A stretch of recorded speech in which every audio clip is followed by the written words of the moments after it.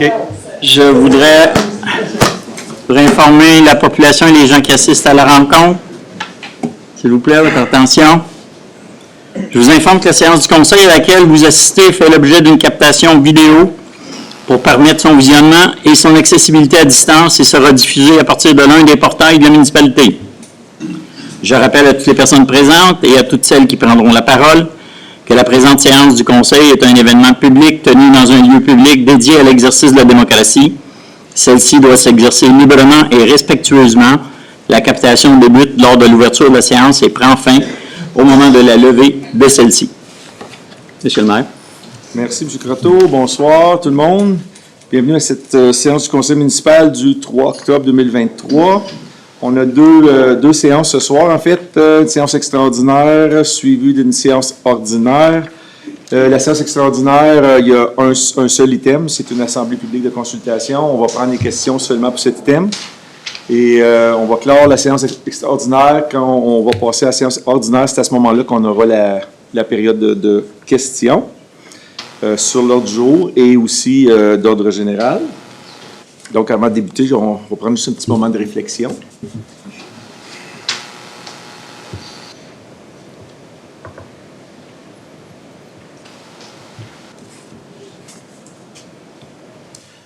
Merci. Donc, numéro 1, M. Croteau. Pour adopter l'ordre du jour de la séance extraordinaire du conseil, 3 octobre 2023. Proposé par Mme Gauthier et appuyé par Mme Renaud. Alors, par ces motifs, ce conseil adopte l'ordre du jour tel que présenté.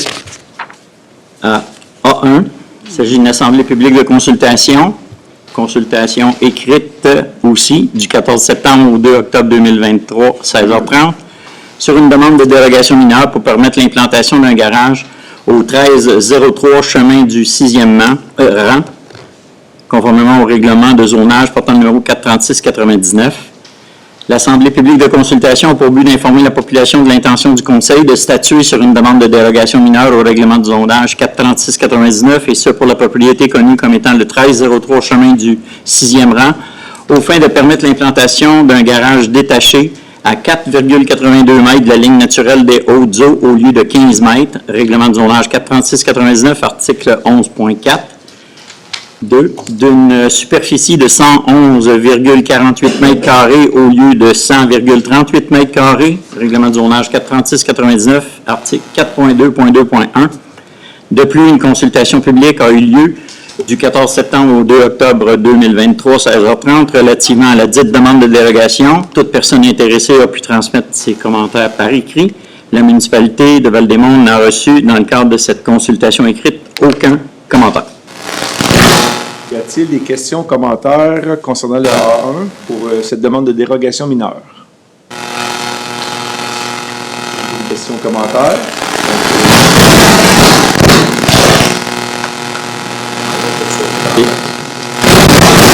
Désolé pour la friture qu'on entend, mais on a éteint le renforcement sonore à l'intérieur.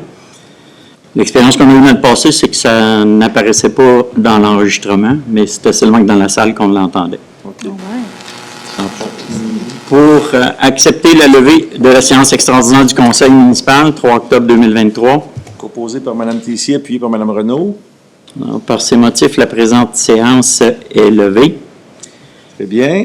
Donc, Monsieur le maire, me permettez-vous, juste pour faciliter la période des questions et l'enregistrement, inviter les gens à s'approcher du micro qui est à l'avant pour que, lors de la diffusion, les gens qui l'écoutent puissent entendre les questions ou les commentaires qui ont été énoncés. Très bien. Puis, premièrement, on va prendre les noms des questions.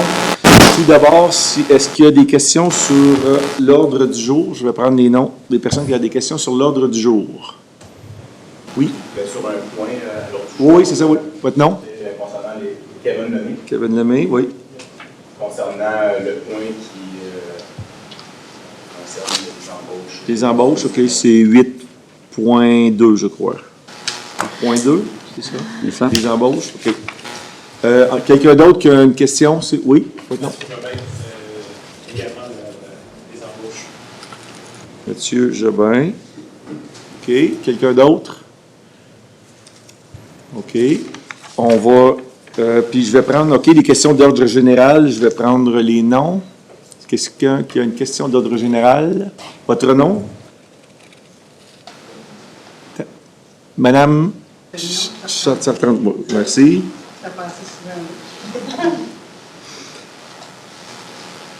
Oui, Madame André. Oui, c'est ça. Désolé. André, non. Merci. Oui, merci. Merci. Merci.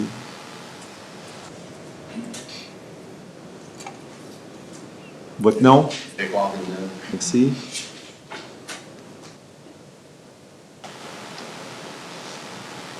Même si je connais le nom de plusieurs d'entre vous, ça va mieux pour les prises de notes, ainsi de suite. Là, quand vous nommez votre nom, c'est préférable. Merci de le faire.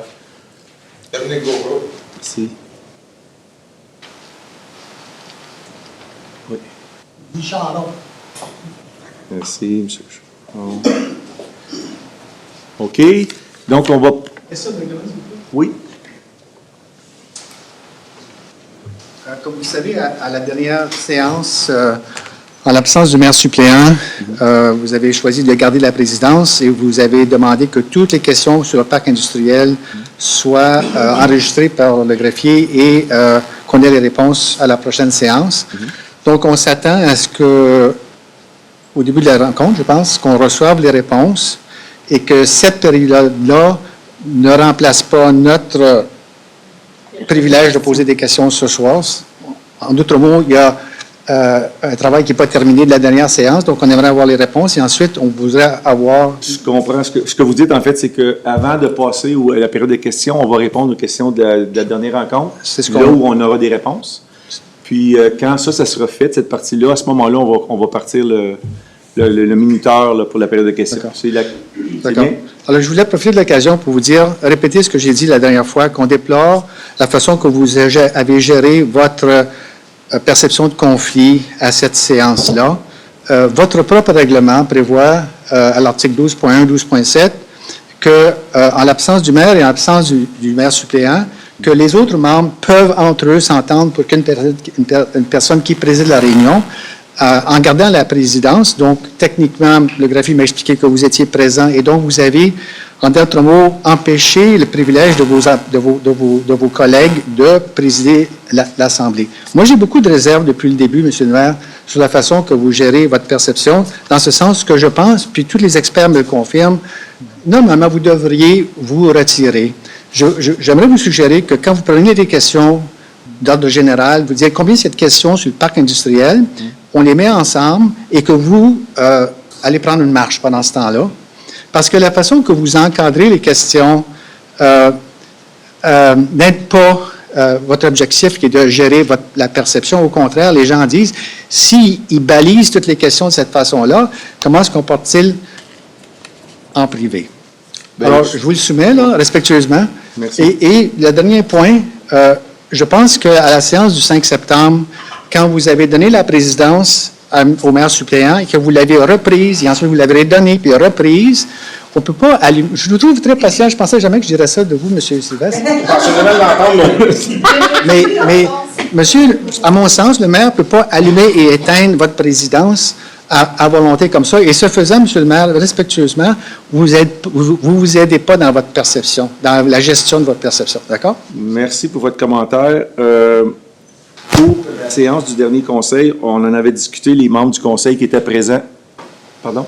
J'ai juste un point d'ordre, monsieur le maire, par rapport à la mention que quand vous déclarez vos intérêts, que vous auriez à quitter la salle. En vertu de l'article 15 du règlement, vous n'avez pas à quitter la salle, mais vous retirez de la discussion symboliquement et ne pas prendre la parole lorsque ces sujets-là sont débattus. En séance privée qui ne serait pas publique, un membre du conseil qui déclare ses intérêts doit quitter la salle pour que le procès-verbal en fasse foi. Oui. Merci. Bien, ça faisait partie de ce que je voulais mentionner. Mais juste pour clarifier, la dernière séance du conseil, avant la séance du conseil, on s'était entendu, les membres du conseil qui étaient présents, sur la procédure, sur la marche à suivre. Donc, ce n'est pas quelque chose que j'ai imposé aux membres du conseil, là. On s'est entendu là-dessus. Puis, je répète ce que M. Croteau a mentionné. On l'a mentionné, là, on va réviser là, les règles de procédure là, des séances du conseil. On regarderait ça, on pourra regarder là, votre suggestion. Mais pour le moment, en séance du conseil, quand un membre du conseil déclare un conflit d'intérêt, il se retire symboliquement, mais il ne quitte pas la salle. Par contre, en CG, on quitte la salle, puis on ne fait pas partie des discussions. Donc, peut-être qu'on va juste passer aux questions qui avaient été posées là, lors du dernier conseil qui étaient restées en suspens. J'ai des réponses à quelques-unes d'entre elles. Puis, excusez-moi, là, j'ai peut-être trop de courriels là, d'ouverts. Là. Mais, désolé, problème technologique. Bon. Il y avait la question de M. Claude Dubois concernant Nakurtok, savoir s'il y avait des statistiques. J'avais répondu, je n'étais pas certain, je ne croyais pas, mais je n'étais pas certain, on avait l'idée. Puis malheureusement, il n'y en a pas sur l'achalandage. Il y avait aussi la question pour le parc écologique Pélissier, savoir s'il y avait des statistiques disponibles sur l'achalandage. Et puis, on a confirmé, comme j'avais mentionné, qu'on a accès aux statistiques pour l'utilisation du débarcadère, mais on n'a pas les statistiques pour ceux qui pourraient utiliser le sentier d'interprétation sur le site. Question de M. Dominique Gauvreau, qui avait posé lors de la séance du 5 septembre. On avait répondu à la première question qui était en lien là, avec la période écourtée des camps de jour, qui était due à la plage ou à la non-disponibilité des locaux dans les écoles. Puis la deuxième question, c'était le budget et le fait qu'il y aurait eu des coupures dans les sorties des jeunes du camp de jour là, au lac Philippe. Ce que le service loisirs, la culture et la vie communautaire nous a expliqué, c'est que on a choisi la plage du lac Saint-Pierre pour les raisons suivantes. Un, c'est pour privilégier nos infrastructures municipales. Deux, pour bénéficier de l'embauche de sauveteurs disponibles à travailler à Val-des-Monts, parce que c'est un défi dans les dernières années. On n'avait pas de sauveteurs. Puis trois, c'était de réduire le temps de déplacement en autobus pour les enfants. Il s'agit d'un trajet entre 45 minutes et 1 heure d'autobus, matin et soir, pour se rendre au lac Philippe, comparativement à un trajet de 2 minutes à partir de l'école de la Colline ou 17 minutes à partir de l'école du Sommet, pour se rendre à la plage municipale du lac Saint-Pierre. Puis il y a eu une semaine, certains se souviendront, où on a dû fermer la plage municipale. C'est à ce moment-là où on est allé à la plage du lac Philippe. Concernant les autres sorties, le programme du camp de jour offrait 6 sorties aux enfants inscrits, ce qui était très similaire à l'an dernier. Il y avait aussi une question de M. Jean-Sébastien Tessier à propos de Casar, en fait l'entente avec Casar. Puis la question était du fait que si dans l'entente avec Casar, il est indiqué que le règlement d'emprunt était défait, le règlement d'emprunt était défait, que le promoteur devait payer les travaux, donc à quoi bon avoir cette entente? L'entente qu'on a conclue, qu'on a signée avec Casar, ou la compagnie à numéro, qu'on réfère en tant que Casar, c'était pour faciliter ce projet dont bénéficiera la population de Val-des-Monts. Puis dans l'entente, ce qui est indiqué, c'est qu'il y aura un règlement d'emprunt pour financer une partie des travaux qui sera la seule charge du promoteur. Puis pour protéger les intérêts de la municipalité, il y a cette clause-là qui dit si jamais le règlement est défait pour une raison ou une autre, mais là, on ne veut pas que la municipalité soit prise à payer les travaux. Donc, c'est pour ça qu'il y avait cette clause en question. Je crois que les autres questions étaient toutes en lien avec le parc industriel. Puis, est-ce que je peux demander à M. Sylvestre? Une des questions que j'avais, qui est de Mme Laroche concernant le bruit. L'information a été demandée au service. Il y avait également M. Ranger qui posait une question par rapport à un professionnel. Si le professionnel a produit un rapport pour le parc industriel, même chose, ça avait été demandé aussi au service afin d'avoir une réponse. J'en ai pas d'autres. Ce que je vois dans ma liste, là, mais si Tantôt, Mme Laroche, si jamais vous avez levé la main là, pour parler, vous spécifierez si j'ai manqué mon coup par rapport à votre demande, là, puis je vais... C'est bon? En lisant la note que j'ai, là, en tout cas, c'est ça que j'ai. Mais je ne vois pas d'autres choses. Il y avait M. Villeneuve, c'est réglé avec les courriels. Le restant, ça avait été répondu là, dans ce que j'ai dans mes notes ici. Il y a eu 2 semaines pour réfléchir à ça. On va se parler tantôt, M. Ranger. Quand ça sera votre tour. On va. S'il y a des questions qui n'ont pas été répondues de la semaine passée, s'il vous plaît, d'en faire part. Je sais qu'il y avait des questions qui avaient été... c'était une liste de questions qui était en lien avec... Puis M. Croteau avait mentionné, je ne peux pas garantir qu'on aura toutes les réponses pour le prochain conseil. Puis ce que je comprends, c'est C'est en lien au rapport que vous avez demandé sur les différents enjeux qui touchent le parc industriel, pour lequel on a demandé à 3 de nos services de faire un état de situation et on a soumis le tout à nos conseillers juridiques pour revisiter les opinions qui nous avaient été données en début d'année, avec les informations mises à jour relativement au plan, entre autres le plan d'action que vous aviez adopté au mois de mai, et aussi des informations qui nous ont été portées à notre attention là, plus récemment en lien avec la sécurité incendie et différents enjeux de circulation routière dans le secteur, ainsi que les plaintes de nuisances là, qui découlent. Ben, j'appelle ça fait partie des nuisances. OK. Donc, ça complète le rapport pour les questions des précédents conseils. Puis, comme je disais tantôt, si jamais il y a des questions qui n'ont pas été répondues, vous avez besoin d'autres clarifications, s'il vous plaît, lors de votre intervention, en faire part. On va passer, il est 7h16, 7h17. Juste avant de commencer la période de questions, je veux juste rappeler peut-être quelques règles de procédure. On a 30 minutes pour la période de questions. Chaque intervenant a 5 minutes pour poser une question, une sous-question. Et puis, au bout du 30 minutes, le conseil peut prolonger par une période de 15 minutes si tout le monde est en accord pour le prolonger. Donc, je vais demander à M. Kevin Lemay de poser sa question. Si vous voulez venir au micro, merci. Devant.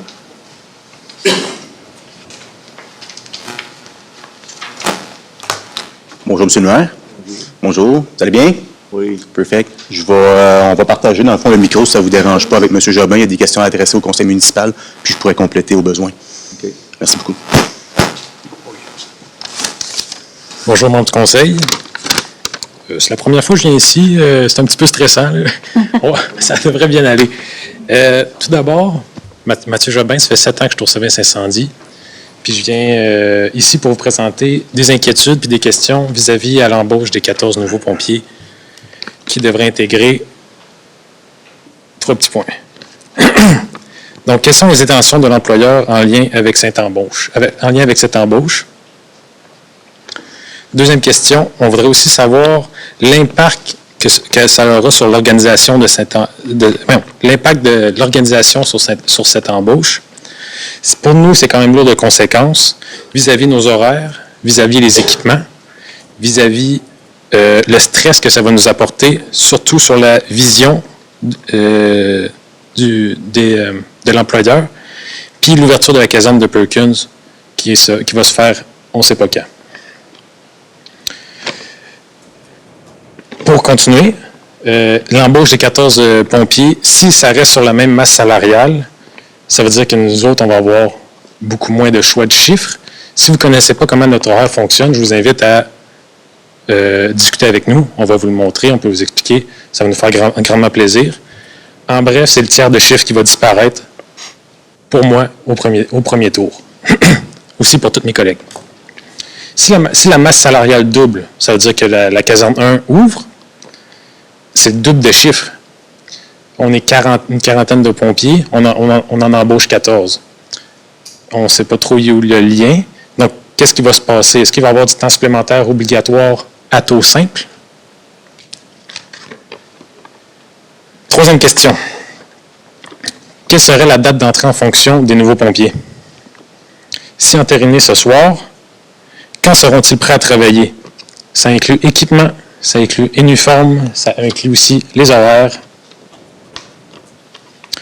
Pour finir, où est la pertinence d'entériner cette embauche s'il n'y a pas de date d'entrée en fonction des nouveaux employés sur le point à l'ordre du jour, ni de date d'ouverture de la caserne à Perkins? On tient à vous mentionner qu'on n'est pas contre l'embauche, on souhaite juste que ça soit un petit peu mieux organisé. OK, merci. Il y a Merci. plusieurs points de soulever, puis Oui. est-ce que M. Croteau, vous seriez en mesure de... Oui. C'est très technique comme question. Très là, technique. faut dire, puis Ces éléments-là ont déjà fait l'objet d'échanges courriels entre l'Association des pompiers-pompières et l'employeur. Il y a des éléments auxquels on a répondu. On entend les inquiétudes qui sont exprimées, mais il y a aussi des tribunes qui sont prévues pour discuter de ces éléments-là, qui sont les comités de relations de travail et la table de négociation. Je vais vous faire part Kevin Lemay, mais personnellement, c'est à titre de pompier que je vous en fais part et non à titre de comité de relations de travail syndical. Le reste appartient à Kevin. Merci. Bon, un gros merci, Mathieu. En fait, la raison de notre présence ici ce soir, c'est parce que justement, les questions ont été adressées à la partie patronale et que nous autres, on estime qu'on n'a toujours pas les réponses conformément à ça.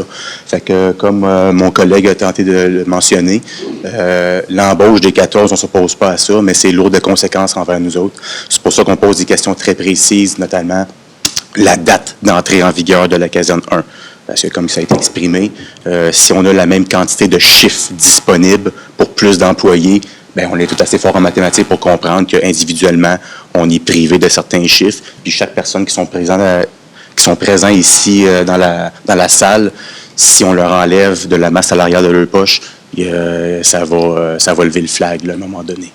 Fait que, encore une fois, nous autres, on a adressé les questions avant de vous l'adresser à vous.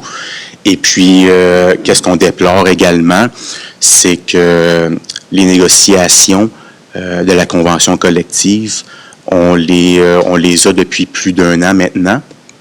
Et puis, quand ça allait commencer, les discussions allaient bon train. Et puis, il est arrivé, qu'est-ce qu'on sait, tous les représentants de la partie patronale ont été remplacés. Maintenant, à la table de négociation, il y a le directeur général, le directeur des ressources humaines, le directeur incendie, et pas une, mais 2 avocates de chez RPGL. Ça fait beaucoup de monde en place, puis ce que je prétends, moi, c'est que les résultats ne sont pas au rendez-vous.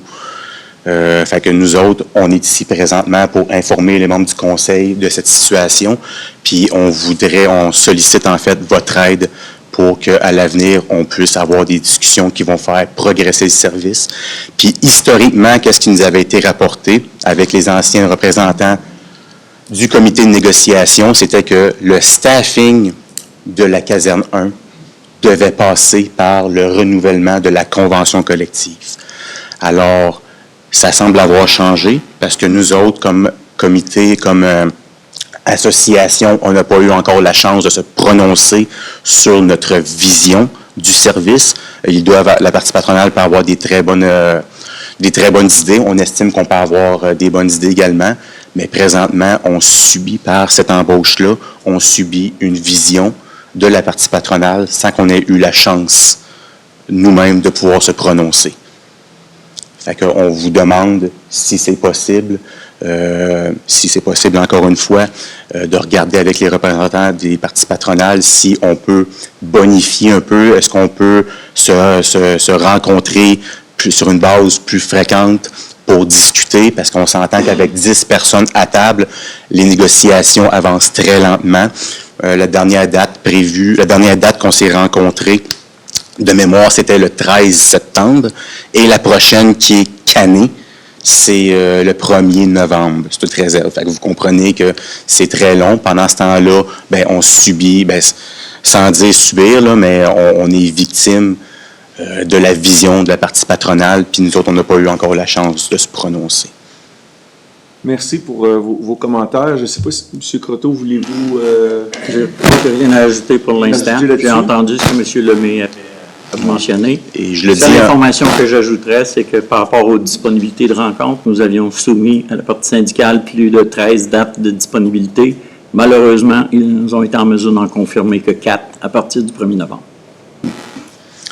Puis, si ça peut vous rassurer, je veux dire, les membres du conseil, on reçoit des mises à jour là, régulières sur les discussions et on est au fait. Là, puis la question des dates, là, ça nous a été mentionné il n'y a pas tellement longtemps. Là, je crois que c'est la semaine dernière qu'on a eu une rencontre où est-ce qu'on nous a donné un topo là-dessus. Là. D'accord. Et est-ce qu'on vous a informé qu'à la dernière rencontre de négociation, il y avait 8 heures de prévu pour la négociation et au bout d'1 heure, le comité composé de la partie patronale s'est levé et a quitté la salle pour une raison que j'estime, en fait, que je ne comprends pas. Fait que c'est sûr qu'à ce moment-là, les négociations n'avancent pas très rapidement. On comprend qu'on entend nos questionnements, mais malheureusement, on n'a pas souvent de réponse. Puis, je voudrais juste mentionner quelque chose, Monsieur le maire, parce que, puis je le dis en tout respect, mais j'étais présent à une rencontre que vous avez pris la parole, puis vos paroles m'ont tellement inspiré que je les ai notées. On a un besoin urgent de changement organisationnel. On a besoin d'impliquer et de respecter davantage les employés. Fait que j'estime que si on veut impliquer et respecter davantage les employés, on pourrait au minimum répondre à leurs questions. Merci.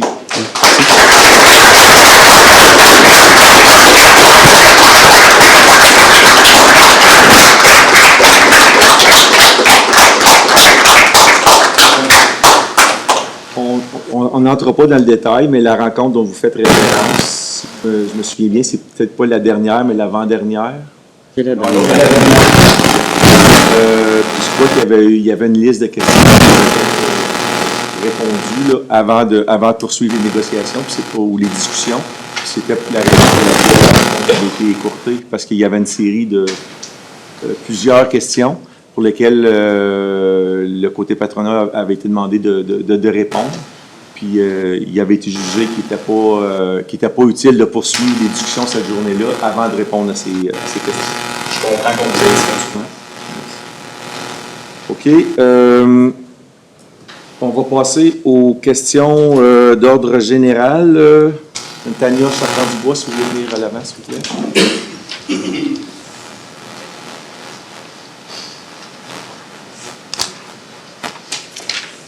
Bonsoir. Monsieur Dagelet, j'ai entendu dire, puis arrêtez-moi si je me trompe, là, mais que vous auriez rencontré un potentiel acheteur d'un terrain du parc industriel et vous lui aurez dit que le parc était là pour rester parce que ça coûterait trop cher pour le faire arrêter. Complètement faux. Je ne sais pas d'où vous avez pris ça. C'est des rumeurs, c'est ce que je vous dis, ça se peut que ce soit pas fondé. Là, mon autre question, M. Sylvestre. Oui. Ça fait 12 mois qu'on vient ici là, à poser des questions, puis on n'a toujours pas de réponse à nos questions. Mais j'aimerais aussi savoir, c'est qui à l'interne qui a eu le droit de ne pas appliquer la réglementation?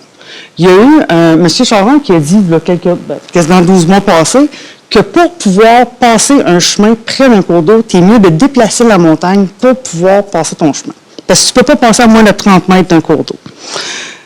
Pourtant, le parc industriel, le premier projet de développement, l'avant-projet de lotissement était déposé, il passait dans un cours d'eau. Le permis de subdivision a été passé avec un chemin dans un cours d'eau. La modification de ce permis-là a été faite sans charger le frais de 10 % de lotissement. Fait que c'est qui à l'interne qui a ce pouvoir-là de ne pas respecter les règlements? Parce qu'on le voit dans plusieurs places, les permis sont émis, ils ne respectent pas la réglementation, la modification de lotissement ne respectait pas la réglementation. Donc, qui a ce pouvoir-là de ne pas respecter la réglementation municipale? En réalité, les officiers de la municipalité sont responsables d'appliquer la réglementation. Ce n'est pas les élus. Totalement. Mais c'est pour ça que je dis, qui à l'interne? Si je erre dans mes propos, mais ce sont les officiers responsables qui ont le pouvoir d'émettre justement les permis. Des permis, on respecte, oui, exactement. Voilà. Maintenant, si ce que vous dites, il y a des gens qui ne l'ont pas fait, bien là, avec l'enregistrement de ce soir, avec ce que vous nous avez dit, on va pas nous suivre pour... Bien, je vais poser la question dans ce cas-là, M. Croteau, vous avez le droit d'avoir tous les dossiers. Avez-vous vu les dossiers du permis de lotissement pour le parc industriel? Oui, j'ai vu certains. Mais ces dossiers-là. c'est juste certains de ces dossiers-là. Rubrique et autres comme ça, là, de documents relatifs au dossier. D'accord. Puis pour répondre à votre question, Mme Chartrand-Dubois, au sein de la fonction publique municipale, il n'y a personne qui a le droit de C'est ne ce que pas- je pensais. de- Exactement. Seul le conseil peut suspendre De la à réglementation. travers les règles Donc, si la habituelles. réglementation n'a pas été respectée, on a un problème. Il pourrait y avoir un problème. Mais je vous prierai de vérifier. Merci. La compensation pour les frais de parc est un jeu. Quand on modifie un projet, quand on fait un avant-projet, là, il y a un 10 qui peut être déposé. Fait que j'ai demandé les reçus. J'ai demandé les permis. Oui. Ben, pas pour la deuxième. Quand ils ont modifié le règlement, le permis de lotissement, là, ça n'a pas été demandé, même si ça touchait le tracé du chemin, puis 6 terrains. Ça aurait dû, au bout de. Si on modifie le tracé du chemin, selon la réglementation, là, on modifie le tracé du chemin et 3 terrains, ça doit faire l'objet d'un avant-projet complet. Exactement. Exactement. Ça l'a pas fait lundi. Il n'y a pas eu d'avant-projet déposé pour cette modification-là et il n'y a pas eu de demande de frais de compensation de terrain et parc et terrain. Puis, un complément d'information aussi, c'est soit 10 ou un terrain. Bien, ça, c'est une autre question. Il y a un terrain qui est devenu parc, puis quand on a posé la question à l'interne, on s'est fait dire qu'on pouvait peut-être modifier l'avant-projet de lotissement, c'était au choix du promoteur, même si le terrain avait été vendu. C'est un petit peu ambigu, c'était pas trop clair. Fait qu'il y a beaucoup de vérifications à faire dans ce dossier-là. Merci. Merci. Mme André Grenon. Oui. Monsieur, à l'arrière, je sais que vous êtes un peu en retard, là, après qu'on a pris les noms, là, mais on peut pas. Non, mais je peux prendre votre nom, puis on va l'ajouter à la fin, si vous voulez. Oui. Bélango. Oui. OK. OK. Madame André Grenon, si vous voulez venir. Oui. J'ai essayé de trouver la date que j'avais demandé ça, mais c'est au printemps, lorsqu'il y a eu la réglementation sur les B&B, Airbnb. Airbnb, oui. OK? J'avais suggéré qu'il y ait un moyen d'identifier les chalets avec des vignettes. Oui. Bon, moi, ça, Cet été, vous avez oui, c'est ça, là, lorsque c'est sorti, au mois de mai, peut-être à peu près. Bon, vous en avez pris note, mais là, j'ai pas eu de réponse, j'ai pas eu... Moi, ce que j'aimerais savoir, est-ce qu'il va y avoir un moyen d'amender et quand ça va se faire, ce règlement-là, pour... moi, je me mets, là, j'ai mon voisin en face. On les aime bien, nos deux voisins, là. Mais tout l'été, il n'a pas suivi, parce que les gens arrivaient chez lui avec des kayaks, puis des scies, puis ils mettaient ça à l'eau. Une fois, je suis allée, j'ai demandé aux gens de laver, mais à un moment donné, tu te dis, ben là, tu sais, c'est mon voisin, là, faut que... Donc, je ne vais pas faire une chicane, là, comme tel, tu sais. Votre suggestion, c'était de mettre à l'affiche où il y a le numéro civique, Oui. s'il y avait un permis de Airbnb, de location pour oui, terme, exactement. à ce moment-là, de mettre ce numéro-là sur l'affiche. Je sais qu'on a eu une discussion avec le service à un récent CG. On a discuté, puis on a demandé d'autres informations parce qu'on a eu une discussion plus large là, qui avait différents aspects de la réglementation pour les locations court terme. Puis on doit en rediscuter à un prochain CG. OK, parce que là, tu sais, moi, Votre suggestion avait été entendue, là, puis on en a discuté, puis OK. je sais qu'il y avait des inquiétudes à propos du fait de les utiliser. Là. Il y avait... j'oublie c'était quoi, là, mais... Ben, tu sais, est-ce qu'il va y avoir de l'avancement là-dedans ou ça va être juste un règlement bidon que les propriétaires vont faire un petit peu ce qu'ils veulent, puis si on porte plainte, on se fait un voisin qui est mécontent, mais il reste que c'est la qualité des eaux de nos lacs. Oui. Mais comme je vous ai dit, on a eu une discussion sur ce sujet, puis on va en rediscuter parce qu'on a demandé plus d'informations là, sur quels moyens on peut prendre, ainsi de suite, là, parce que avec ça vient des tâches additionnelles, si on peut dire. Là. Fait que, on a demandé de l'information de la part du service en question, puis qui doit nous revenir. OK, ça va. Bien. Merci beaucoup. Merci. M. Claude Dubois.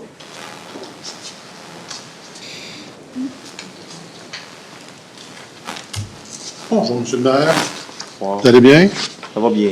Je vais continuer avec, vous m'avez répondu aux 2 questions que j'avais la semaine passée. Effectivement, vous n'avez aucune information, aucun data sur les utilisations. L'achalandage. L'achalandage des utilisations, Et oui. le sentier d'interprétation à la plage Oui. Pelletier. Et on a déjà aussi les cavernes à flèches qui ont des sentiers pédestres et un belvédère. Puis vous n'avez aucune information sur l'utilisation de ça aussi. J'en suis persuadé. Je ne crois pas qu'il y aura des données sur le sentier Non. pédestre de... D'accord. Ce qui fait que, présentement, avec ce que vous voulez faire, c'est du financement indirect ou de l'expropriation indirecte, parce qu'on sait que le propriétaire a déjà tenté de discuter avec les propriétaires riverains et n'a pas voulu payer la somme que ces gens-là demandaient. Donc, ils utilisent la municipalité. Et pourtant, vous avez déjà eu un jugement là-dessus qui vous dit que vous n'êtes pas propriétaire, vous n'avez pas de droit de passage plus que lui sur ces terrains-là. Il y a une dépense de 40 000 sur ces études-là, si je ne me trompe pas. Un jugement? Oui, peut-être pas un jugement, mais une recommandation. Est-ce que vous dites qu'il y a eu un jugement? Excusez-moi, je vais reformuler. Vous avez eu, de la part de vos avocats, Oui. une recommandation, quelque sorte, auquel vous n'êtes pas propriétaire. Fait que ça me dérange un petit peu. Parce que vous n'avez aucune donnée, vous n'avez aucun statistique, vous n'avez aucun élément qui dit que ça va être rentable pour la municipalité. M. Lessard, il nous a mentionné que ça va amener une population, que ça va amener des redevances. On ne les voit pas non plus avec les 3 sites qu'on a déjà ici dans la municipalité à Saint-Pierre.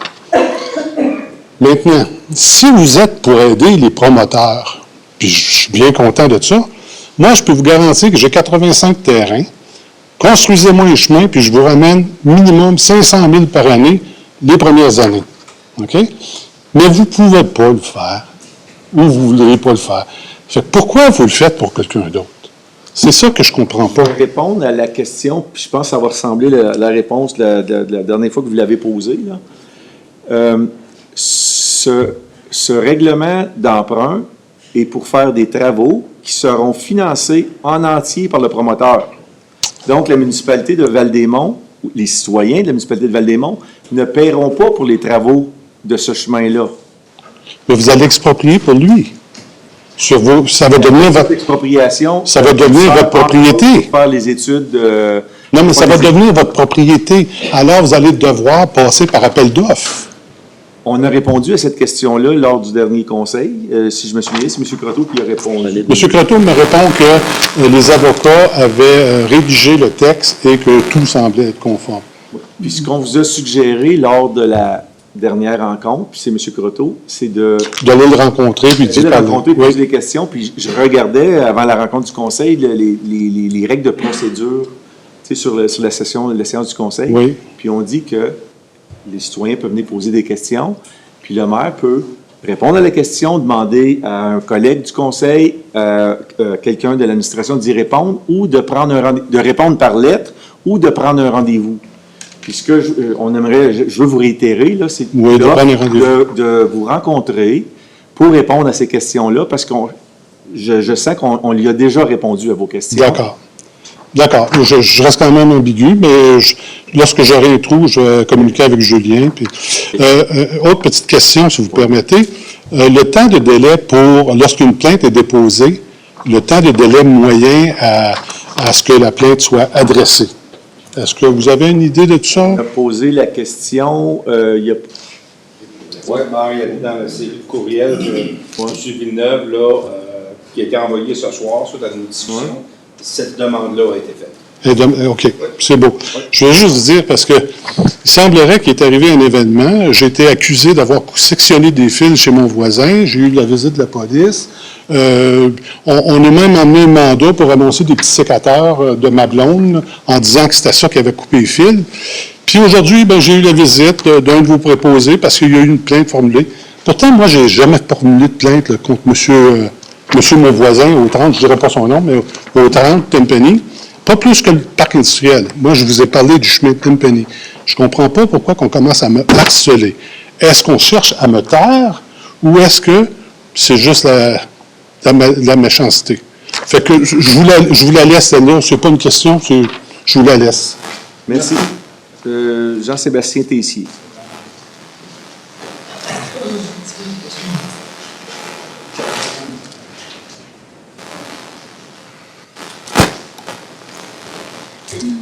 Bonjour. Moi, ça va être basique aujourd'hui. Ça va être. Je voudrais vous lire 2 articles de votre règlement de paix et bon ordre ici, OK? Ça va aller un peu dans le lien avec les derniers propos de monsieur ici. L'article 5.2 sur le bruit. Le fait pour toute personne entre 21h et 7h de faire ou tolérer que ce soit fait un bruit causé par l'usage de machines-outils ou quelconque appareil qui empêche l'usage paisible de la propriété d'une ou plusieurs personnes dans le voisinage constitue une infraction au présent règlement, sauf pour des travaux de nature agricole. Et un deuxième. Vous allez voir ce que je m'en viens avec mes questions après. Aux fins de la présente section, tout bruit ou un son provenant d'une propriété qui est perceptible sur une autre propriété est présumé comme étant un bruit ou un son empêchant l'usage paisible de la propriété et nuisant au bien-être et à la tranquillité d'une ou des personnes du voisinage.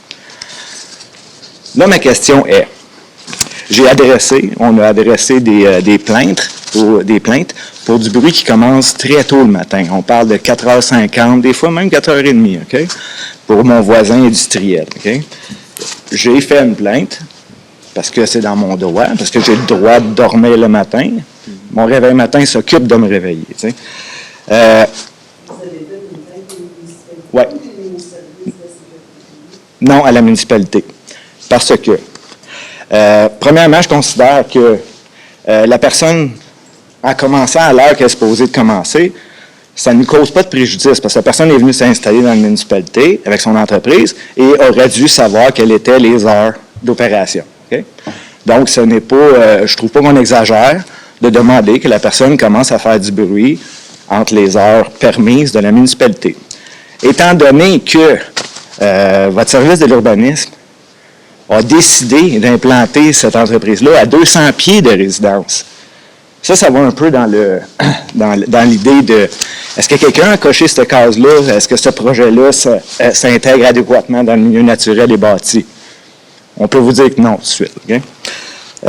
Donc, j'aimerais ça, que la municipalité, parce que la municipalité a le pouvoir à la section 4.1, la municipalité a le pouvoir d'émettre des contraventions et de s'occuper de ce problème-là. Il y a la police, mais il y a la municipalité aussi. Étant donné que la municipalité ou le service d'urbanisme est responsable de ce qui se passe, ça serait bien que la municipalité s'occupe de ce problème-là. Deuxièmement, au deuxième article, on parle des bruits d'opération. Je comprends que monsieur, il faut qu'il opère son entreprise. Okay? Mais là, vous avez planté une entreprise commerciale à 200 pieds de résidence qui fait du transport de produits en vrac. Avez-vous déjà entendu ça, de la 4 pouces tombée d'un bac, d'un 10 roues, genre à vide? Oui? Je vais l'enregistrer, je vais le faire écouter. Mais ça, c'est pas des bruits normaux, là. Ça, c'est pas des bruits qu'on peut accepter. C'est des bruits qui sont extrêmes. Ça, c'est... T'as le silence, puis t'as la 4 pouces qui tombe d'un baquette. Ou bien une gate qui frappe 5-6 fois de suite, là. Ça, c'est pas acceptable, là. Fait qu'il va falloir que vous fassiez quelque chose pour le bruit, pour le son. Puis, encore là, on vous le dit, le type d'entreprise ne cadre pas dans la zone.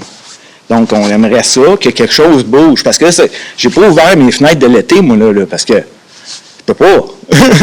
Si je veux pas être obligé de me lever à l'heure qu'il décide, ben, il faut que je ferme mes fenêtres. Puis même avec les fenêtres fermées, ben, on entend très bien là, la vibration. Là. Je comprends que monsieur, il faut qu'il travaille, mais c'est parce que là, on est pogné, si monsieur travaille, nous autres, il faut qu'on arrête de vivre. Si nous autres, on veut vivre, il faut que monsieur arrête de travailler. Fait que là, on est comme un peu pogné. Fait que vous avez créé cette situation-là et je vous demanderais de trouver une solution adéquate pour tout le monde, parce que nous autres aussi, on a le droit de vivre. Puis c'est ça. Ça, c'est ma première question. Ma première question. Est-ce que vous pouvez faire quelque chose pour ça? Et au plus vite, s'il vous plaît. Okay. Votre deuxième, je vous demande. M. Sylvain, est-ce que vous répondre? Merci d'avoir trouvé ce point-là. J'ai une réponse, je vais vous dire une réponse pas bien plate, mais ce qui peut nous aider dans ce cas-là, c'est avec la MRC des Collines. Je sais que, tu sais, quand vous constatez le bruit, parce que pour mettre, en anglais, j'ai... Non, ben dis-le en anglais. Pour le mettre, le renforcer, si vous voulez, ou pour avoir des éléments de preuve, bien évidemment, ça prend une certaine documentation. Je comprends que vous appelez la municipalité pour faire une plainte, eux se doivent d'agir, mais par le temps qu'eux vont aller voir, je ne pense pas, dernière nouvelle, les employés municipaux ne commencent pas nécessairement à 6 heures du matin. Par le temps qu'ils vont aller voir, on s'entend que ça va être dans les heures normales, mais si vous pouvez, avec la MRC, faire une plainte, nous, on reçoit le data de la MRC là, par rapport au type de plaintes qui ont été faites. Ça peut juste nous aider dans ce cas-là. Je ne justifie pas l'action qui est faite et le bruit que vous avez à endurer. C'est pas ça que je dis. Ce que je dis, c'est que si vous pouvez, quand ça se produit, bien, si vous pouvez appeler la MRC, bien, nous, on a une documentation supplémentaire à l'effet qu'il y a eu des nuisances. Et on va aussi voir avec les services là, pour aller faire, parce qu'ils peuvent dépêcher les gens à certaines heures pour aller vérifier ce qui se passe. Mais je le sais que les services, dernièrement, patrouillent plus régulièrement, dans ce qu'on nous a dit, le parc industriel.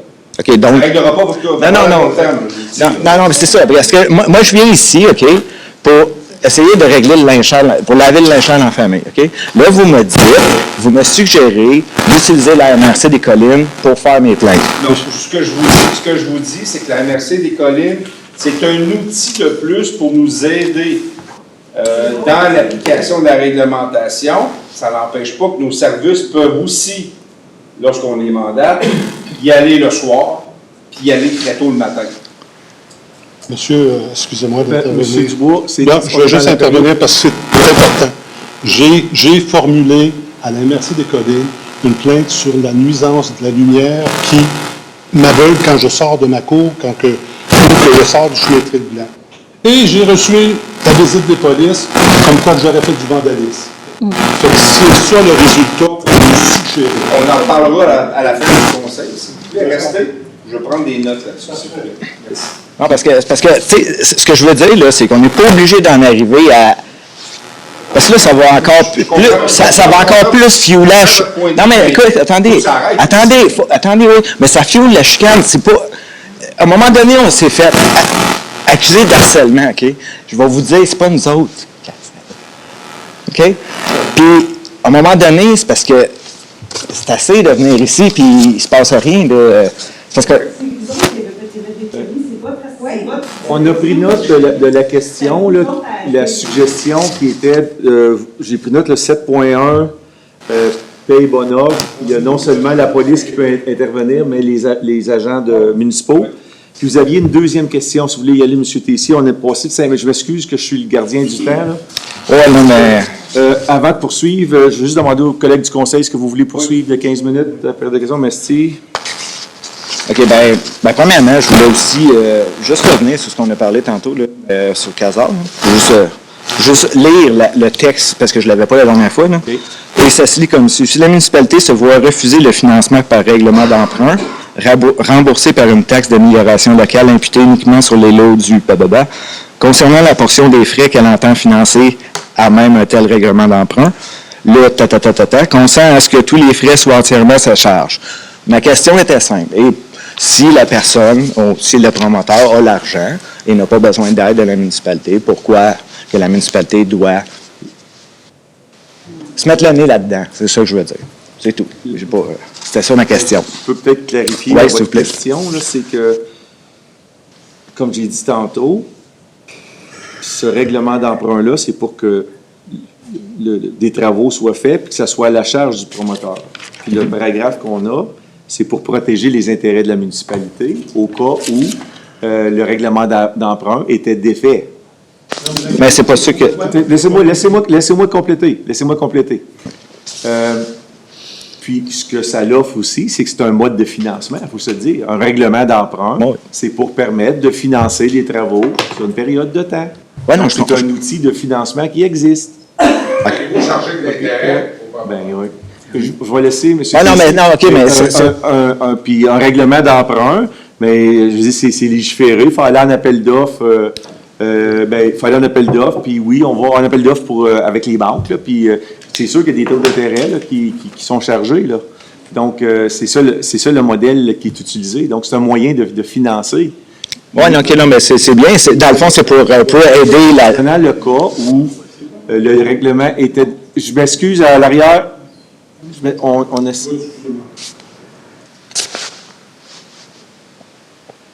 J'ai perdu mon fil d'idée, là. Oui, mais c'est ça, c'est un moyen de financement. C'est ça, c'est un moyen de financement. Puis, comme je disais tantôt, si le règlement était défait, puis on ne pouvait pas utiliser le règlement d'emprunt, mais à ce moment-là, il y a d'autres options que le promoteur pourrait utiliser pour financer ses travaux, ainsi de suite. Là. OK, mais ça ne répond pas à la question 5 qui est s'il y a l'argent, pourquoi qu'on se mêle de ça? C'est un mode, entre autres, c'est un mode de financement. OK, pour C'est un lui. mode de OK. financement. Pour aider le développement, pour avoir une belle place à La revenir. voit là-dedans, il y a un gain, il y a des ajouts, il y a un accès à des infrastructures qui seront accessibles pour les citoyens. Puis c'est ça que le bien qu'on en retire de ça, c'est ce qu'on voit, nous, comme conseil, puis c'est pour ça qu'on a décidé d'aller de l'avant. Oui, OK, non, c'est bien. C'était juste la façon dont c'était formulé, ça demandait des questions. Merci. Puis, Vous avez posé 2 questions, si vous avez d'autres choses. Ouais, mais on va passer à tout le monde, puis après ça, on... Oui, mais j'ai le droit à ma... Comment ça s'appelle? Ma suggestion, oui, c'est ça. Non, mais en fait, c'est... La recommandation, exactement. Le règlement Elle va prendre 2 secondes d'accord. Le règlement, je l'ai lu tantôt. On dit, vous avez le droit de poser une question et une sous-question sur le même sujet. Là, puis je m'excuse, je ne veux pas m'enfarger, mais ce que je propose de faire, c'est comme le dernier conseil, on va passer au travers des questions de tous ceux qui ont des... Si vous en avez une 3e question, vous pouvez revenir. C'est pas une question, ça va prendre 1 minute. Okay, recommandation, OK? Là, ce que vous dites, parce que depuis le début, le parc industriel, on nous dit, vous le saviez que c'était là, le parc industriel. Vous le saviez, tout le monde le savait, OK?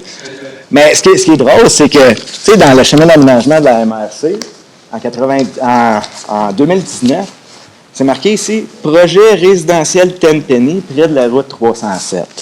Ah ben, on ne devait pas être seul à ne pas le savoir, parce que je pense que la MRC ne le savait pas non plus. Puis c'est drôle, parce que le directeur de l'urbanisme a travaillé avec eux autres. Puis en 2018, il avait déjà accepté un avant-projet de lotissement pour un projet industriel. Pourquoi ça n'a jamais été mentionné à MRC? C'est marqué ici, en toutes lettres, projet résidentiel Tenpenny près de la route 307. Question, c'est ça. Merci. On a pris note de la... Louis Ranger. M. Ranger. Oui, bonsoir. Parc industriel. Le 5 septembre, vous allez vous en souvenir, on avait tenté de vous donner notre perspective du point de vue des citoyens. Mais il y avait même Mme Laroche qui a dit qu'elle était écœurée de se faire prendre pour une valise. Vous savez. Aujourd'hui, j'essaie de me mettre dans vos souliers comme administrateur. J'aimerais ça vous parler de gestion de crise, qui est quelque chose que j'observe depuis après 40 ans. Toutes les crises passent par 4 étapes, incontournables. Et le parc industriel ne fait pas exception. Fait que, prenez-le pas personnellement, mais je voudrais vous dire que vous êtes rendu dans les 4 étapes. OK? Puis, ces étapes-là, parfois, on les vit dans 3-4 semaines, puis c'est réglé, ou des fois 3-4 ans, puis c'est pas réglé. Mais on finit toujours par passer les 4 étapes. Première étape, déni, denial. Il n'y a rien là. Le parc industriel a été approuvé en bonne et due forme, puis voici les 60 questions-réponses. Ça, on est en novembre 2022. Hein, ça, c'est le déni. La crise continue. Deuxième étape, OK, confinement. C'est-à-dire, oui, OK. Containment. Oui, OK, il y a eu quelques manquements, mais c'est pas grave. Puis, le parc est là pour rester, puis voici notre plan d'action. Ça, c'est la séance d'information du 16 février. Étape 2, la crise continue. Là, la troisième étape, chercher le coupable. Toujours pareil. Séance du 2 mai. Ah, le parc, le chemin industriel était là quand on est arrivé à l'élection. On blâme l'ancien conseil. Rendu au mois de juin, C'est la faute du MTQ s'il y a un problème de sécurité. Si c'était juste de nous, ça serait réglé depuis longtemps. Puis là, bon, on arrive à l'été, puis là, on cherche à savoir comment est-ce qu'il y a pu avoir un permis émis pour un bâtiment de 600 mètres carrés, puis comment se fait-il, qui n'a pas parlé à qui, puis comment ça se fait. On cherche le coupable. Puis finalement, on nous a dit qu'on a demandé au niveau du directeur général de faire le ménage, puis regarder qu'est-ce qu'il y en a-t-il d'autres surprises, y en a-t-il d'autres lapins qui vont sortir du chapeau. OK, bon, on cherche. OK. Là, on est dans l'étape 3. OK? Puis là, vous êtes allé à la veille, vous avez une opportunité d'arriver à l'étape 4. OK? Qui est la sortie de crise. Comment est-ce qu'on va sortir de la sortie de crise? Puis, c'est compliqué, mais ce n'est pas une crise qui est différente des autres, puis ça se gère. OK? Ça se gère. Prenez une pause, messieurs, dames, pour bien comprendre les enjeux, examinez vos options, trouvez tous les squelettes dans le placard, trouvez-les, bonjour. Faites-vous aider, c'est compliqué, vous avez besoin d'aide, l'expertise que vous avez n'est pas formée pour ça, faites-vous aider, puis, entre-temps, décrétez un moratoire sur l'émission de permis. C'est ça qu'il faut faire. Personnellement,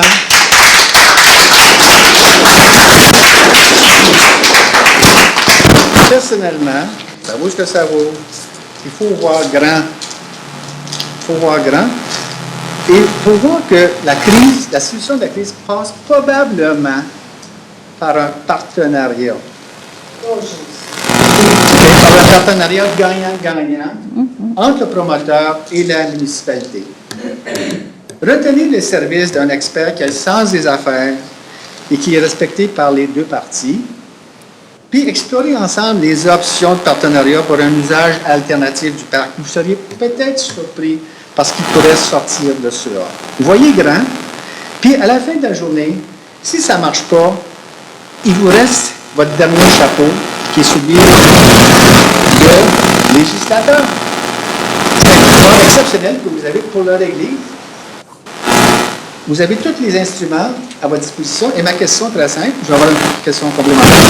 Est-ce que vous avez commencé à réfléchir, à partager entre vous sur les avantages d'avoir un moratoire?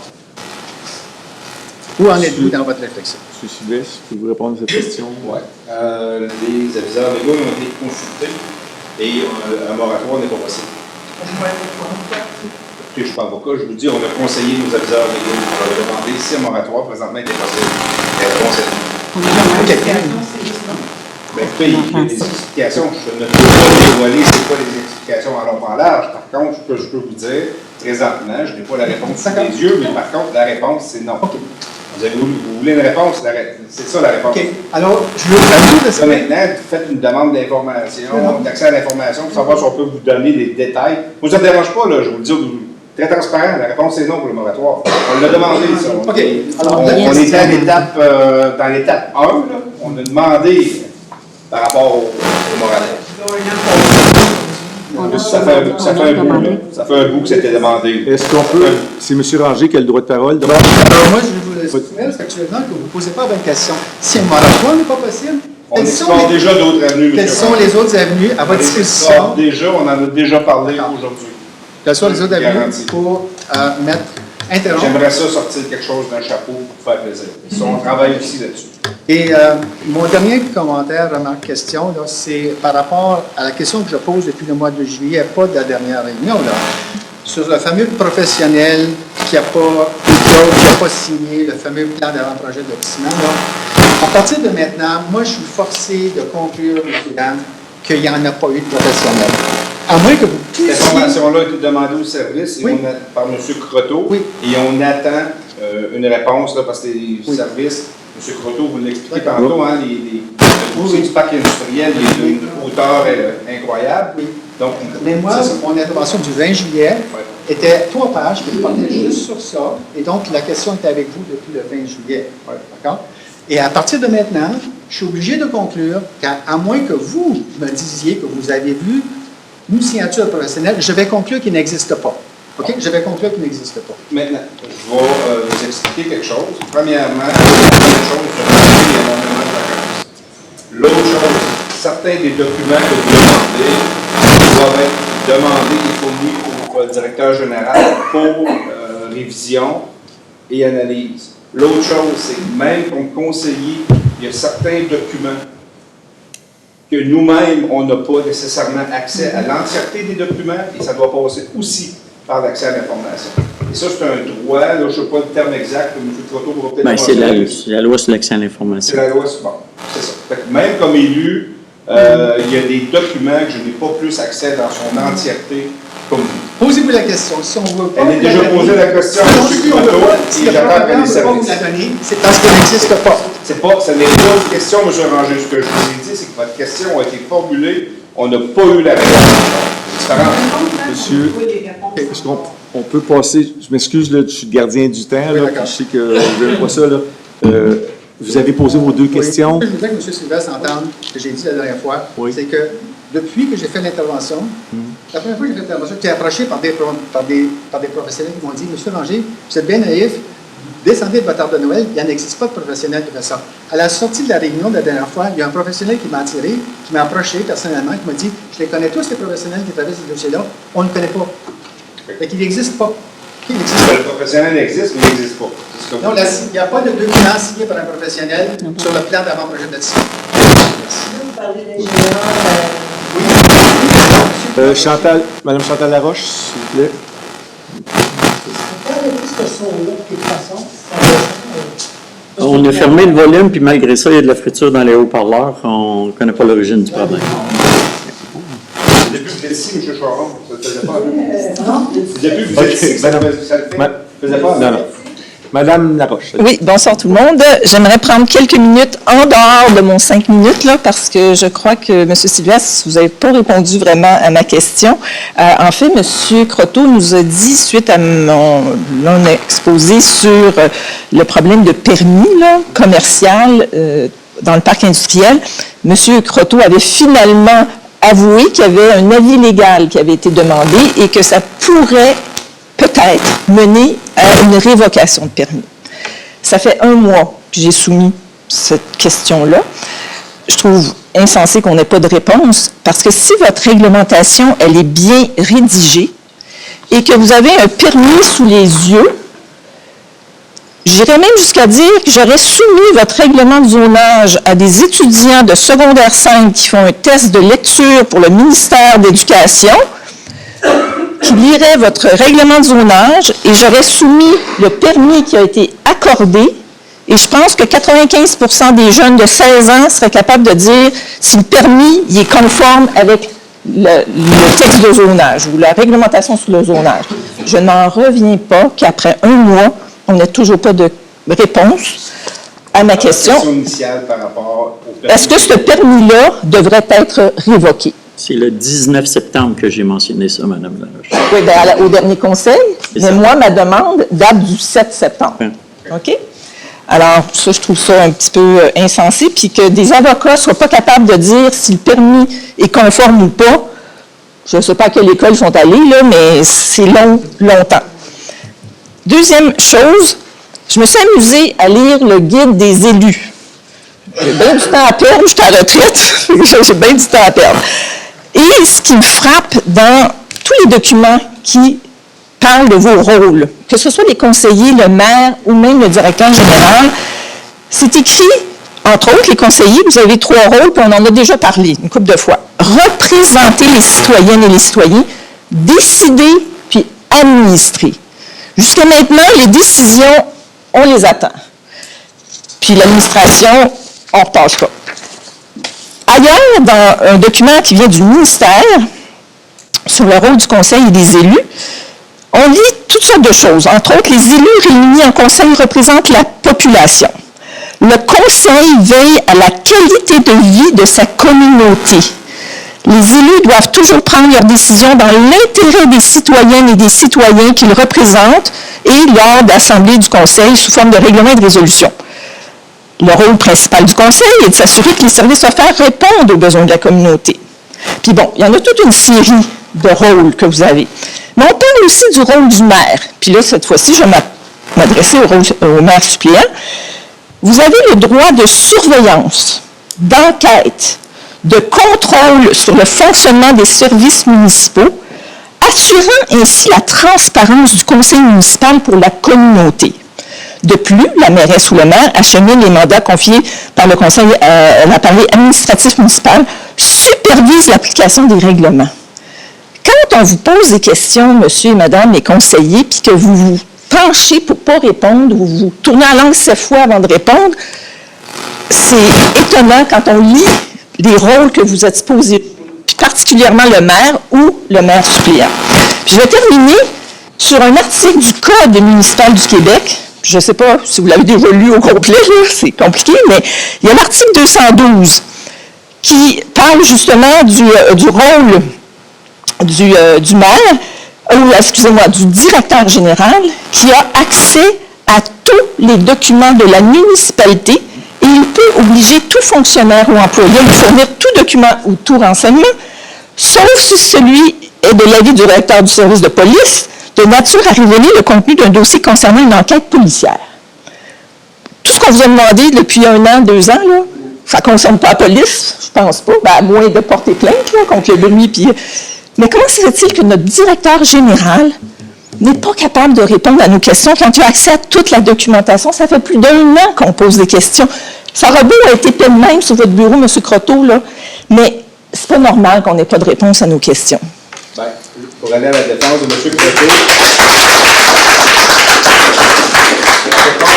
Croteau, M. Croteau est en poste depuis peu longtemps. Et dans l'ancienne administration, si je peux le dire ainsi, il a souvent été écarté de dossiers très importants. Donc, lorsque M. Croteau est arrivé en poste, il n'était pas au courant, il n'était pas au fait de plusieurs dossiers. Et ça, c'est à sa décharge à ce niveau-là. Maintenant, M. Croteau, selon pas son horaire, mais avec ce qu'il a en main pour vous répondre, bien, il va prendre le temps de le faire. Ça, j'ai aucun problème avec ça. C'est toujours une question aussi de demander au service l'information appropriée. Et c'est aussi du devoir de M. Croteau, lorsqu'il y a des dossiers ou des réponses des services qui ne sont pas satisfaisants, de les retourner à la table de dessin et de peaufiner le travail qui est demandé. Ceci étant dit, si M. Croteau veut rajouter des choses, libre à vous. Bien, je pense que vous avez bien résumé la situation, mais il reste quand même que de très nombreuses demandes qui nous ont été adressées au cours des derniers mois relèvent aussi de l'application de la loi sur l'accès à l'information, où de nombreuses informations se doivent protéger en vertu de cette loi-là. Et ceux qui nous ont adressé des demandes le savent très bien aussi par les réponses qu'on a faites. Exemple, des rapports d'experts qui ont été commandés et déboursés par un tiers, qui est le développeur, le promoteur, ces choses-là.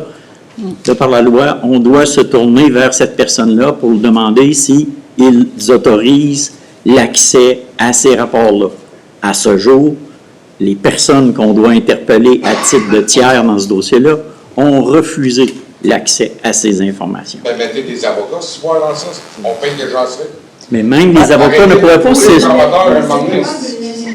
ne me lancerai pas dans une assemblée délibérante, M. le maire. Mais en tout cas, je pense que la situation, elle est décourageante.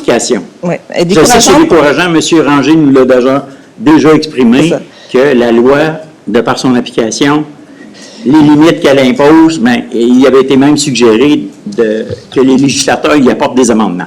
Mais en tout cas, posez-vous la question, comment se fait-il qu'on pose tant de questions puis qu'on veut avoir accès à tant d'informations? On n'est pas des deux de pique ici, là, OK? Regardez les gens qui posent des questions, les gens qui viennent à toutes les 2 semaines. On est des gens éduqués, civilisés, on sait de quoi on parle, puis à un moment donné, je vais reprendre ce que j'avais dit il y a plusieurs mois, je suis tannée de me faire remplir comme une valise, là, puis faites vos devoirs. Je ne sais pas si vous avez lu les rapports d'enquête récemment de la commission municipale.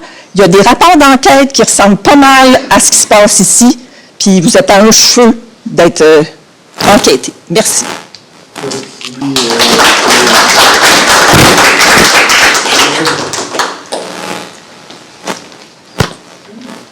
J'avais 3 questions, mais 2 questions. Avant de commencer, est-ce que vous voulez prolonger? Ça fait plus de 20 minutes là, qu'on a prolongé, mais vous voulez prolonger, c'est beau. Merci. 8h09. Désolé, allez-y. Les 2 questions ont été répondues, fait que je n'ai rien qu'une. Okay. Je n'étais pas ici. Par rapport, j'ai eu le mémo par après, j'ai pas de Facebook, fait que les taxes municipales qui vont monter de 60 Non, d'évaluation.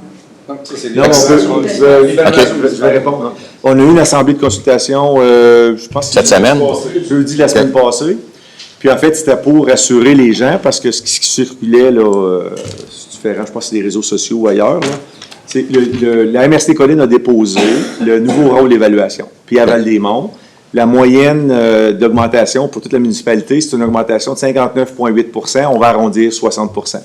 Puis là, les gens disaient, les taxes vont monter de 60 %. Non, c'est pas le cas. Le rôle d'évaluation, il va prendre effet le 1er janvier 2024.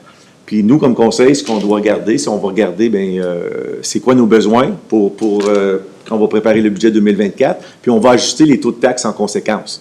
Donc, je peux vous assurer qu'il n'y aura pas des augmentations de taxes de 60 % là.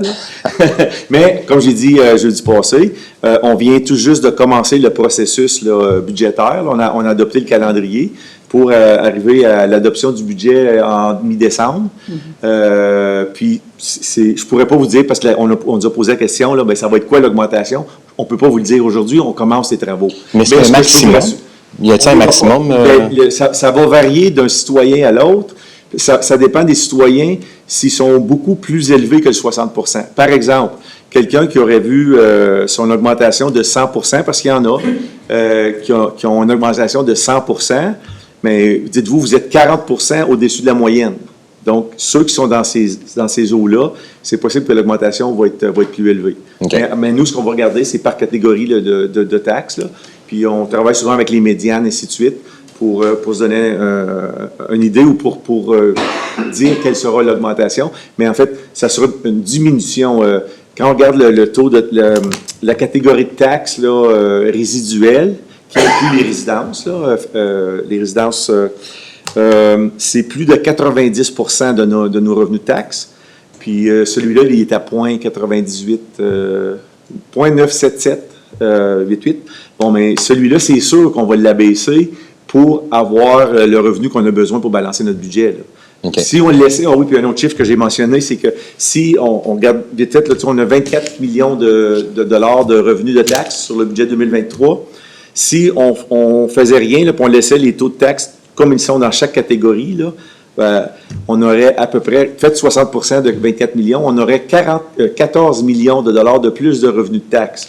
Donc, je peux vous rassurer, on n'a pas besoin de 14 millions de revenus de taxes additionnels, malgré le fait qu'on commence juste là, notre exercice budgétaire, mais là, je ne peux pas vous dire combien on a besoin, puis quels seront les ajustements des taux de taxes. Excellent, merci. Okay. J'ai une autre question, juste pour une penny. Je suis juste curieux. Oui. Le chemin qu'ils vont faire, je sais que ça n'a pas été mentionné, là, si on a payé comme cela des études concernant la visibilité des chemins. Pourquoi que c'est les résidents qui payent pour ça? Ma question, c'est pourquoi que c'est pas le promoteur qui paye pour ça? Parce que je suis promoteur, j'ai dû payer pour ça. Ça m'a coûté une vingtaine de mille de dollars. Puis là, je m'aperçois que le promoteur, lui, il paye pas pour ça. Est-ce que quelqu'un a une réponse pour ça? Variété de Ça fait partie de vos règlements là, municipaux. Le promoteur, en réalité, a fait ce qu'on lui a demandé de faire au niveau du design du parc et du chemin. Ça, il l'a fait. Maintenant, la sortie, ou si vous voulez, le deuxième chemin, puis ça, c'est l'étude là, qui a été demandée. C'est l'étude qui a été aussi fournie dans son intégralité à ceux qui ont fait la demande via l'accès à l'information. Bien, ça, c'est à la demande de la municipalité. C'est pas le promoteur, on ne l'a pas forcé. C'est la municipalité, c'est nous, comme élus, pour justement tenter, là, c'est un autre moyen de mitigation là, par rapport aux effets du parc. Là. Fait que c'est nous autres qui l'avons demandé. Non, mais c'est parce que comme promoteur, quand tu t'en vas dans un projet comme ça, ils ne te demandent pas juste ton projet, ils te demandent la visibilité des chemins, des autres chemins qui ne sont pas légaux, parce que le chemin Tempany n'est pas légal, on s'entend, là, tout le monde le sait. Là. C'est évident qu'il n'est pas légal. Fait comment ça, quand il a demandé sa demande de permis pour faire son projet, que ça n'a pas été demandé, la visibilité des chemins du chemin Tempany. Parce que moi-même, j'ai été voir le parc de baseball, parce que j'étais curieux de voir que le monde pensait le parc de baseball. Comme je dis, j'ai pas de Facebook. Fait que les rumeurs, je m'allais voir. Je suis tourné chez Tempany. J'ai réussi de me faire rentrer dedans. La coupe qui se monte sur le chemin, tu ne vois pas les chars qui rentrent là. Fait que c'est sûr que la visibilité des chemins n'est pas là. Ça ne prend pas un ingénieur pour le savoir. Mais moi, ma question est, comme résident, on n'a pas d'affaires à payer pour des promoteurs. Pour des affaires que c'est des promoteurs qui devraient payer. Je les paye, moi, mes affaires. Ça veut dire que la Ville va payer pour ma visibilité des chemins de mes projets que je fais? C'est ça que je vais en venir. Là. Je ne comprends pas le lien avec les résidents et les promoteurs. Là. En réalité, les résidents, le promoteur a fait ce qu'on lui avait demandé de faire. Là. Mais la ville n'a pas demandé, c'est la bonne affaire. Bon. Ça, c'est un autre point. C'est un autre point. Si ce qu'on lui a demandé, si on a oublié d'y demander ou si on ne lui a pas demandé parce qu'on n'a pas fait la gestion de risque et l'analyse de A à Z du dossier, ça, c'est une chose. Et ça, on en a déjà discuté, on a déjà affirmé que la gestion de risque, toutes les tenants aboutissants n'avaient pas nécessairement été faites de A à Z correctement. Okay. C'est clair, là. Je pense que je l'ai dit, je ne sais pas combien de fois, là. Puis pour répondre à votre question, c'est ça. C'est le conseil qui a décidé d'aller de l'avant à demander cette étude-là pour justement avoir une sortie au parc pour forcer plus l'entrée et la sortie du parc à se faire via ce chemin-là versus Tenpenny. Donc, s'il y a un chemin qui est fait, c'est les résidents qui vont payer pour. C'est l'ensemble des résidents de la municipalité. Mais c'est ça que je dis, puis c'est pas le promoteur. Oui, exact. Mais c'est pas terminé encore cette analyse-là.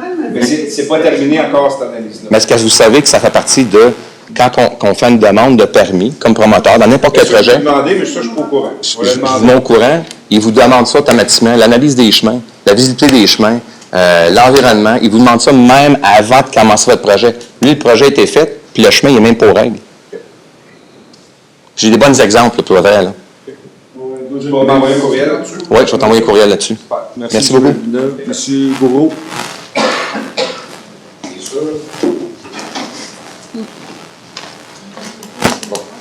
Après. Deux questions. Oui, allez-y. Oh, je vais poser question, je vais poser. Excusez, M. Bourreau, on a des règles de procédure, puis c'est deux questions. Okay. Là, M. Sylvestre, tant qu'à parler de chemin, puis des choses qui n'ont pas été faites pour le parc industriel. On s'entend là-dessus? Vas-y. Je vais dire le mot, là. Je ne sais pas si je devrais le dire, mais je vais le dire, tu me diras si je ne suis pas correct. La pomme pourrite, là. Il devrait y avoir une pomme pourrite à quelque part dans la municipalité, là. L'avez-vous trouvé? Ou cherchez-la puis sortez-la, là. Ça presse, là. Ça, c'est mon opinion. Il y a une pomme pourrite à quelque part dans la gang. Bon. C'est tout? Ouais, pas tout de suite, ouais. Je n'ai trop, là, je vais respirer. Les pancartes, on va revenir sur les pancartes, ça va me calmer un peu. Monsieur... Oui. Bon, monsieur Sylvestre. Parce qu'on a demandé... Les statistiques ont été demandées. OK, parce que là, vous n'êtes pas en conflit d'intérêt avec ça, là. C'est parce que tantôt, on a demandé un suivi là-dessus. La demande a été faite. OK. Et on attend là, incessamment une statistique là-dessus. Parce que là, moi, ça fait mai 2022. Pas besoin de me l'expliquer. On le sait. Je peux même vous dire qu'en août 2022, on avait envoyé un communiqué pour dire aux gens, les pancartes, faites-les pas. On aurait fait le même exercice en mai 2023 avec le délai juin 2023. Ouais. Mise en application 1er juillet. Pas mise en application, mais disons une surveillance accrue, une veille accrue à partir du 1er juillet. On attend les statistiques. M. Croteau est très au courant de ma demande et du fait que j'insiste énormément là-dessus. On va savoir les montants. Oui, ça fait partie de la demande que j'ai faite. Parce que Maintenant, je veux savoir ça va à peine. C'est l'information sur M. Croteau va m'en informer. Okay. Disons que les tenants et les aboutissants, là, je l'ai demandé. OK. En anticipant vos questions. Parfait, ça. Quasiment mon frère. On s'en vient bien. C'est ça. Monsieur, c'est beau, merci. Merci. Guy Charon. Venez, monsieur. Non? Ben, allez, venez. Ici, là, comme ça, vous voyez, il me semble que ça va mieux parler. En avant, là, je me sens tout seul avec toi. Moi, j'ai quelques petits commentaires, là. Je n'ai assez entendu sur le parc industriel à soir, là, puis je ne pensais pas d'en parler, mais je vais juste dire une petite affaire. Quand on me dit que vous faites une demande à vos services de vous aider là-dedans, puis c'est ce service-là qui vous a mis dans l'embarras incroyable, sans précédent, j'ai jamais vu avec des morts. On demande encore à ces services-là de nous aider de base. C'est tout. 60% d'évaluation foncière par la MRC, on n'a rien dit. Non. Zéro bonne barre. Vous avez le droit de contester. Je ne peux pas contester personnellement, mais la municipalité ne peut pas dire, nous autres, le 60%, ma carrière, le Joe Whitmut, on termine là comme préfet, on a voté. Parce que moi, là, j'ai voté. On a voté maintenant pour le préfet. Oui. Ben, 60%, on ne votera pas, moi. Ça, monsieur Je sais Charon, beaucoup, j'ai pas posé de question. si vous restez après, je peux vous parler, je vais vous l'expliquer d'où vient 60%. Ben, le 60 là, moi, je suis promoteur, puis je vends des choses, puis il y a fuck all, il a augmenté de 60 dans le municipalité. Ben, ils nous l'ont expliqué. Je ne sais pas si vous avez eu la chance de regarder. Moi, l'évaluation, M. Dagenet, là, je n'y crois pas. Ben, C'est ma prérogative. Je ne crois pas dans l'évaluation. J'ai déjà pris 4 firmes d'évaluation pour le même terrain et ils m'ont sorti 4 petits. Merci beaucoup. Je n'ai pas beaucoup de questions. Hein. J'en ai une question, par exemple. Au point 5.1 de la réunion du 5 septembre, je sais que je vais vous chercher loin un petit peu, là, il est dit qu'il y a 2 personnes du service des loisirs qui allaient s'occuper de la signalisation routière. Oh mon Dieu, 5 septembre, c'est loin. Non, ben oui, non, on a... Ben, confirmé au ministère des Transports et de la Mobilité, c'était pas une demande. Mme Nancy Vaud, puis Mme Sylvaine Corbeil. À titre de responsable des demandes de signalisation de type panneau d'indication le long des routes provinciales 307 et 366. Qu'est-ce qu'ils vont faire, eux? Si vous redressez des demandes de signalisation pour les infrastructures municipales. Ou les ça. Ça veut dire que si on n'est pas content de la signalisation au 1 du carrefour ici, là, on peut s'adresser à eux. C'est les demandes pour les... C'est exactement ça. Puis c'est la raison pour laquelle... C'est pour les infrastructures municipales de loisirs. Est-ce que les travaux publics, nos travaux publics, ont une ligne directe avec travaux publics? Ministère du Transport et des machines de transport mobilité directe. Je ne pense pas qu'ils n'ont pas une ligne directe, mais ils ont un numéro. Je sais qu'il y a un courriel qu'ils peuvent utiliser et un numéro de téléphone, mais est-ce que c'est une ligne directe? Quand on reçoit des demandes qui relèvent de la juridiction des routes provinciales, c'est automatiquement redirigé au bureau régional. Parce que là, moi, j'ai fait une petite analyse. J'arrive toujours par la 366, je tourne sur la 367. C'est la route 366, direct là, il y a des pancartes de skidoo, fait 10 ans qu'il n'y a plus de train. Ils sont direct dans notre face, c'est plein de visage. Puis il n'y a pas de pancarte qui dit qu'il y a une sortie de caserne de pompiers. Tourne un petit peu comme ça à gauche, pas capable d'arrêter sa ligne blanche, moi là, pour venir à bout de m'avancer. Il faut que j'avance. Là, il y a une pancarte qui dit livraison locale seulement, qui est toute défraîchie. Et elle cache toute la côte. Juste les pommes de la municipalité, des pommiers. Puis il y a 2 pancartes de skidoo, encore qui dit par là, puis des skidoo, puis un trait skidoo, puis c'est plus là partout. Fait que on ne sait plus à quel sens se trouve. Moi, je leur parle ici parce qu'il ne faut pas se tromper. Là, on est traversé par la 366, toute Val-des-Monts, puis on est traversé par la 307, du nord au sud. Bien, ces 2 intersections-là, la principale est ici, l'autre est à Dolvez. À vous passer Dolvez dernièrement? Bien, la clé, la TQ, moi, là. Si vous me dites, je vous la donne. Mais il me semble que la municipalité, il va passer tout le temps, on passe tout là. Il me semble que l'autorité de la municipalité peut dire au TQ, hey, t'arranges ça, Joe, des montaient. Non, pas pas. Parlez-vous de l'état des chemins, là, vous? Je ne parle pas de l'état des chemins, je parle de des tas. Oui, des tas d'asphalte qui sont mis comme à l'intersection de la 366, là. Puis là-bas, il s'est à Dolvez, c'est épouvantable. J'ai mis tomber de l'asphalte là, mon homme essaie de passer là, je fais le tour. Puis, mais je me dis, il y a quelque chose que je ne comprends pas. Je me dis, comment ça se fait que tout le monde passe là, personne ne dit rien? Ben, moi, l'indicu, là, j'ai décidé d'en parler. OK. Bien, merci. Vous n'êtes pas le seul qui nous a interpellés à propos du pauvre État. Ben, faites de quoi? Le pauvre État. Dites à nos travaux publics, écoute, appelez-vous. C'est une route provinciale, M. Charon, on ne peut pas y toucher. C'est ça. Une route provinciale, on ne peut pas y toucher. On peut pas toucher, on peut nous téléphoner. Oui, bon, Si tu es citoyen, tu ne peux pas faire ça. Est-ce qu'on n'a pas un service qui pourrait dire dans la municipalité, on s'occupe de ces 2 routes-là, ils nous traversent. On le fait. Puis moi, je pense que les services de travaux publics devraient faire ça. Merci. Comme vous pensez que la réalité, c'est 2 choses. Oui. Dans le sens que ça relève du Les provincial. travaux publics de la municipalité ne s'occupent pas des 2. C'est 2 sur route principale. Répondre on a des discussions avec le MTQ. Je vais dire, des fois, c'est décourageant par bout. Là. Puis aussi, on a aussi j'ai eu des discussions avec le député Bussière à propos du pauvre état des routes. Puis aussi, j'ai aussi également eu une discussion avec le maire de la municipalité voisine, Denombre, pour ne pas la nommer, pour voir qu'est-ce qu'on pourrait faire comme activité conjointe pour interpeller le MTQ. Là. Parce que, tu sais, il y a un pauvre état, le MTQ a un calendrier là, de travaux qu'ils vont faire. Comprenez-moi bien. Oui. Vous demandez à 2 personnes, services et loisirs, de planter des pancartes sur le bord de la route provinciale pour indiquer nos systèmes de loisirs.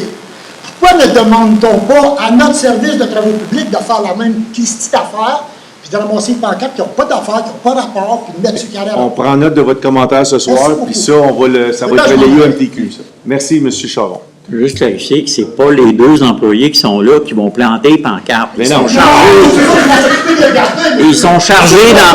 Non, M. Charon, ils sont chargés d'en faire la demande. Puis c'est notre service des travaux publics qui va les installer après qu'on aura eu l'autorisation du ministère. Les travaux publics peuvent faire des demandes, eux, de leur part, les choses qui n'ont pas rapport. Tu vois, on le fait venir, on les envoie. Le service redirige les demandes qui relèvent de l'autorité de l'MPQ. Puis on fait des suivis de cette nature-là. Encore récemment, M. Sylvain lui-même a signé une lettre de 3 pages avec la liste des dossiers. Mais je ne comprends pas de quoi vous parlez d'abord. Ben, moi, je parle de. On a nommé des gens ici, là. On leur a dit, regardez qu'est-ce qu'on peut faire. Fait que là, ils vont faire ça. Ils vont faire une bonne job. Oui. Et pourquoi qu'on ne dirait pas à travaux publics? Regardez ce qu'on pourrait faire pour améliorer la circulation sur la route 366. Ça, je veux dire, pas ceux qui s'installent. Ça, Merci. Merci, M. Charon. Il y avait M. Bélanger. Non, J'ai pas fini, M. Charon. Juste vous dire, M. Charon, par rapport au MTQ, il y a 2 à 3 semaines passées, j'ai signé une lettre pour faire un suivi de la MTQ sur 3 gros projets. Et cette lettre-là a été envoyée, moi je me trompe, là, entre autres, au député, au préfet. Copie au député, oui, au préfet. Voilà. Donc, quand vous nous dites, est-ce qu'on fait quelque chose? Oui, mais vous êtes un homme d'expérience, là, ça bouge-tu vite avec Québec? Ben, c'est ça. Merci. Mais il y a quand même. C'est répondre d'autres choses. Monsieur, je vais venir au micro. Nom et prénom, s'il vous plaît. Bonjour à tout le monde. Donc, je suis un nouveau voisin ici. Donc, ça fait 1 année que j'ai acheté ici à Val-des-Monts, derrière Tim Hortons. En fait, depuis que je suis venu, donc, je me suis heurté à soi-disant, des petits problèmes que j'aimerais en fait discuter avec vous. D'abord, en fait, j'ai constaté que Val-des-Monts, c'est une très belle ville, là où j'habite. En fait, tous les voisins, donc les gens, ils sont corrects, zen et convivial. Sauf que c'est monotone, surtout pour les familles. Donc j'ai 2 petites filles, 9 et 12. Donc j'ai fait beaucoup de villes avant de venir ici. J'ai fait Boucherville, j'ai fait Brossard à Montréal, j'ai fait Ottawa, j'ai fait donc pas mal de places. Il y avait des petites municipalités, mais l'infrastructure, en fait, elle est bien faite. Ici, en fait, par exemple, on manque d'écoles secondaires. Ma fille, donc, il fait 15 km pour aller à Collège Nicolas, École Nicolas, en fait. On manque d'écoles secondaires. Et on a galéré quand il avait la grève. Donc, aller-retour. Donc, moi, j'ai un problème de dos. Donc, je dois aller faire l'aller-retour. En fait, ça nous impacte aussi pour l'environnement. On brûle de l'essence, etc. Autre chose, le commerce. On est à la merci d'un... D'ailleurs, j'ai rien contre cette enseigne-là, c'est Richelieu, le marché Richelieu. Donc, il n'y a pas de concurrence. Je suis obligé d'aller faire 15-20 km pour faire mes courses à l'extérieur. Et une dame m'a dit que Val-des-Monts, on a voulu que ça soit ainsi. Il faut pas qu'il y ait en fait beaucoup de commerce et tout ça pour éviter l'aspect de la ville. Mais c'est une ville, Val-des-Monts, en fait. Je ne serais pas nécessairement d'accord avec ça. C'est ça, c'est une dame bien placée qui m'a dit ça. Mais moi, ce que je veux, en fait, et je ne sais pas ce que mes voisins donc, partagent en fait ce point de vue, on aurait aimé avoir en fait de la concurrence, par exemple. À titre d'exemple, un Walmart ou quelque chose qui est concurrent pour en fait concurrencer Richelieu parce qu'on n'a pas le choix, on paye ce qu'il veut. D'accord? Sinon, on fait 15-20 km. Quand il fait froid, c'est vraiment difficile un petit peu. Et pour l'environnement aussi, on brûle de l'essence, c'est pas bien. Autre chose, en fait, c'est les parcs. On manque de parcs. Mon épouse, elle se lasse vraiment, elle ne travaille pas. Donc, sa mission, en fait, elle, c'est mes enfants. Et les enfants, en fait, c'est ma priorité. Donc, il ne travaille pas, mais quand il veut sortir, en fait, il est tombé en dépression, by the way. Donc, il me dit, j'ai plus où aller, là. Donc, on aimerait, en fait, avoir des petits parcs où il y a des manèges pour les enfants. Ma petite, elle a 9, d'accord? Voilà, donc, l'école, le parc et aussi les centres d'achat, les magasins. Juste, en fait, pour avoir de la concurrence, au lieu d'aller à IGA, c'est trop cher. On fait nos courses jusqu'à Maloney, boulevard Maloney, pour faire nos courses. Voilà, donc j'aurais aimé si vous pouvez faire quelque chose pour nous. Merci, on en prend note. Puis peut-être la question de l'école, vous avez peut-être pas entendu parler, mais dans la dernière année, il y a eu beaucoup de choses qui ont été faites pour mobiliser la population. On est même allé, certains membres du conseil, pour rencontrer le ministre de l'Éducation pour tenter d'obtenir du financement pour une école secondaire à Val-des-Monts. Okay. Malheureusement, la réponse était non pour l'année passée, où là, on va se reprendre. Mais je peux vous dire que le conseil, l'ensemble du conseil supporte l'initiative d'avoir une école secondaire à Val-des-Monts. On a même dit on va bonifier en ajoutant là, des plateaux sportifs, ainsi de suite. Pour les parcs et espaces verts, on a un comité de parcs et espaces verts qui a été remis sur pied là, au début du mandat. Puis ce comité-là fait des recommandations au conseil, tout ce qui a trait là, à parcs et espaces verts. Puis oui, un constat, c'est qu'on manque de parcs. Le comité travaille justement avec le plan directeur des parcs qui date de 2016. Exactement. Puis en 2016, le constat qui avait été fait, c'est on manque de parcs. Je ne veux pas dire qu'on est au même stade, là, mais presque. Donc, oui, exactement, oui. On a mis il y a beaucoup d'items au PTI, le plan triennal d'immobilisation qui est adopté à chaque automne pour les parcs, pour bonifier notre espace de parc. Puis, c'est là où on en est. D'accord. Et on prend note aussi de votre commentaire là, par rapport à la concurrence. Là. C'est ça, en fait, parce que c'est pas moi le seul, même mes voisins qui m'ont dit que voilà, donc ils n'ont pas le choix. Tout le temps, ils font des kilomètres pour faire. Une dernière question, s'il vous plaît, monsieur le maire, là. J'ai perdu le fil, en fait, j'avais une question en tête. Oui, les taxes, en fait, ça, parce que ça m'a fait peur, là. Donc, j'ai reçu une lettre, parce qu'en fait, moi, je paye mes taxes directement via la banque, pardon, le mortgage. Là, j'ai une révision de taxes, $150 de plus. Et là, en fait, ça m'interpelle ce que le monsieur vous a dit, là. Il y aura des augmentations. Il y a une augmentation de la valeur marchande. En fait, il y a une augmentation du rôle financier qui est basé sur la valeur marchande. Okay. Ça pourrait faire en sorte que certains comptes de taxes vont augmenter. Ça par rapport à quoi? La superficie de la maison? Ou... c'est très complexe. Puis je vous inviterais à visionner. En fait, on l'a sur le site web de la municipalité. On a eu une rencontre d'information jeudi passé avec M. François Lantier.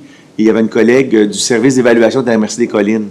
C'est une rencontre qui a duré près de 2 heures. Là. Okay. Lors de cette rencontre, il a bien expliqué comment ça fonctionne et ainsi de suite, puis le processus de révision. D'accord. La raison pour laquelle on voulait, comme conseil, le présenter à la population le plus tôt possible, c'est que chacun et chacune ait le plus de temps possible s'il pense que l'évaluation est trop élevée, ainsi de suite. Il a expliqué c'est quoi le processus, ainsi de suite. Donc visionnez, allez sur le site web de la municipalité puis visionnez cette partie-là. D'accord. Donc la concurrence, ça viendra bientôt? Écoutez, ça fait partie des discussions qu'on aura, qu'on continuera d'avoir avec la révision du plan d'urbanisme, et ainsi de suite. Là. Mais on en prend note. Je veux dire, le commentaire est un petit peu à l'encontre d'autres commentaires qu'on a eus. C'est ça, désolé. Qui n'aimaient pas avoir de la concurrence, là, mais on en prend bonne note. Merci beaucoup, monsieur le maire. Merci beaucoup. Il va ajouter quelque chose, Mme Renaud? Oui. Oui. L'enjeu qu'on a, c'est que pour avoir une infrastructure de ce genre-là, ça voudrait dire exproprier des propriétés, parce que dans Val-des-Monts, dans Perkins, il y a une ceinture agricole, donc on ne peut pas construire ce qu'on veut où on veut. Donc on est très limité dans les espaces. Vous voyez où est-ce qu'il est installé le rôle-là? Oui, oui. Ben, c'est ça. Il y avait beaucoup de ça demande... C'est ça. On est très limité en superficie.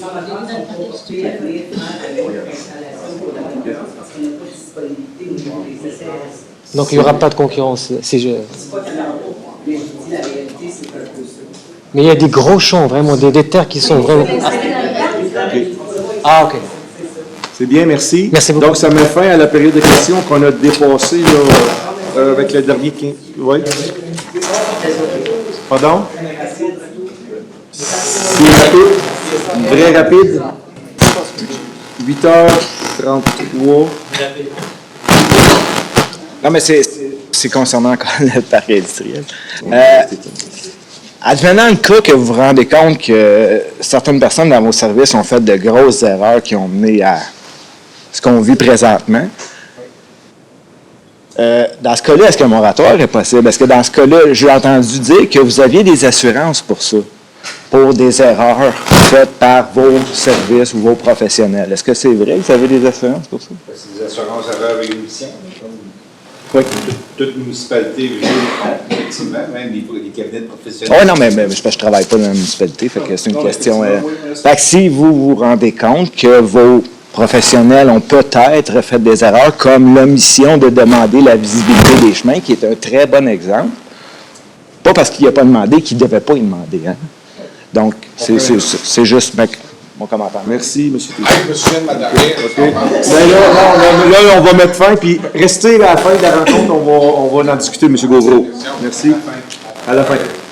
Le point numéro 1.1, s'il vous plaît. On va libérer les autres. Oui, c'est ça, 8h35. Pour adopter l'ordre du jour de la séance ordinaire du Conseil du 3 octobre 2023. Est-ce que j'ai proposeur Mme Renaud et Mme Tessier? Mme Tessier? Oui. Mme Renaud, appuyée de Mme Tessier. Par ces motifs, ce Conseil adopte l'ordre du jour tel que présenté. Très bien. Adopté 1.2. Monsieur le maire, est-ce qu'on peut attendre juste un instant? Oui.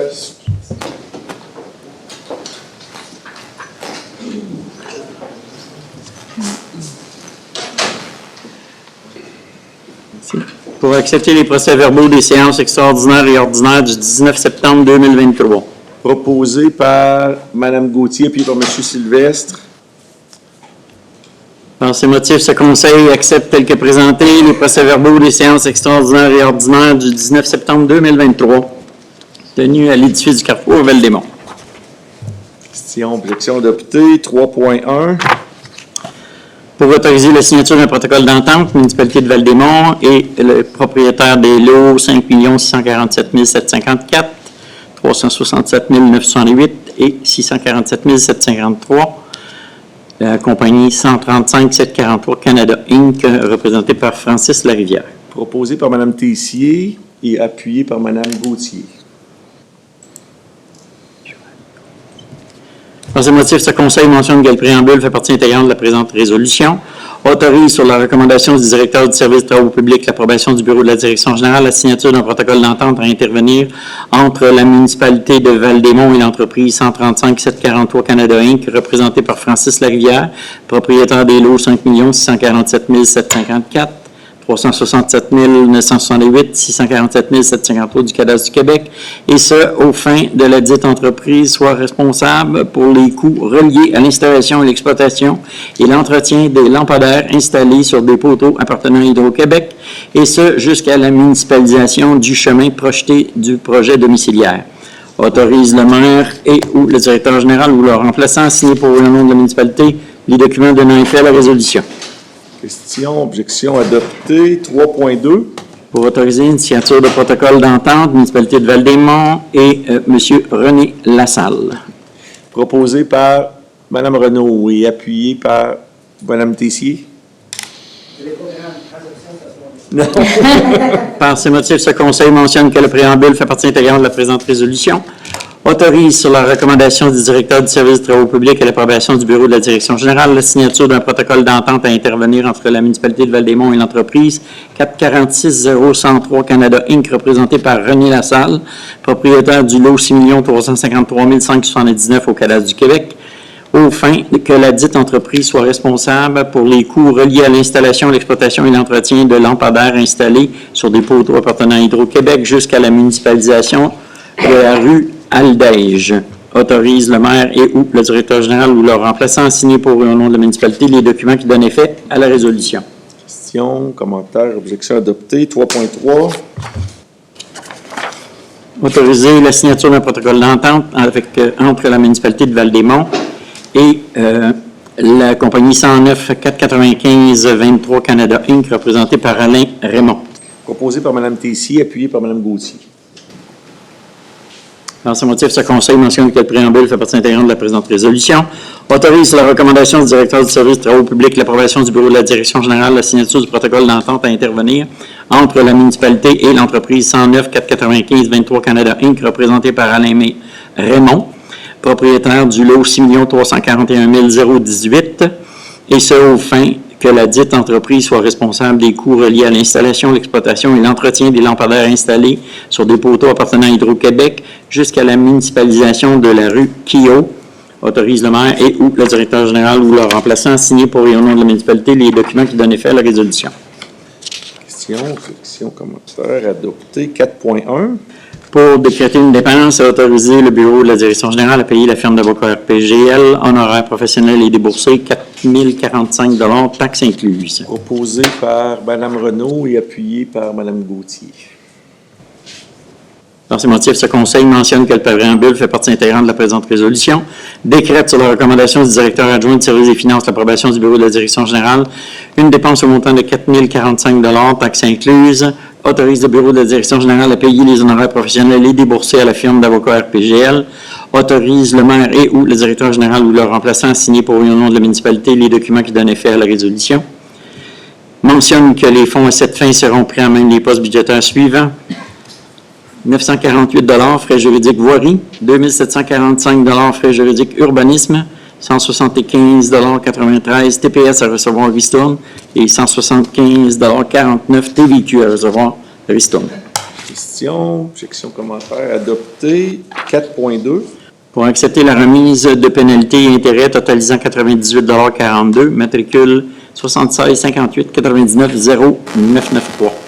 Proposé par Mme Renaud et appuyé par M. Sylvestre. Comité de finances, c'est bon. Dans ce motif, ce Conseil mentionne que le préambule fait partie intégrante de la présente résolution, accepte sur la recommandation du directeur adjoint du service des finances l'approbation du bureau de la direction générale de justifier son pouvoir général de transiger avec les citoyens et de renverser et rembourser les pénalités et intérêts cumulés reliés au matricule 76 58 99 0993, totalisant un montant de 98,42 et ce, en vue de prévenir une contestation à naître, autorise le maire et ou le directeur général ou leur remplaçant à signer pour au nom de la municipalité tous les documents qui donnent effet à la résolution.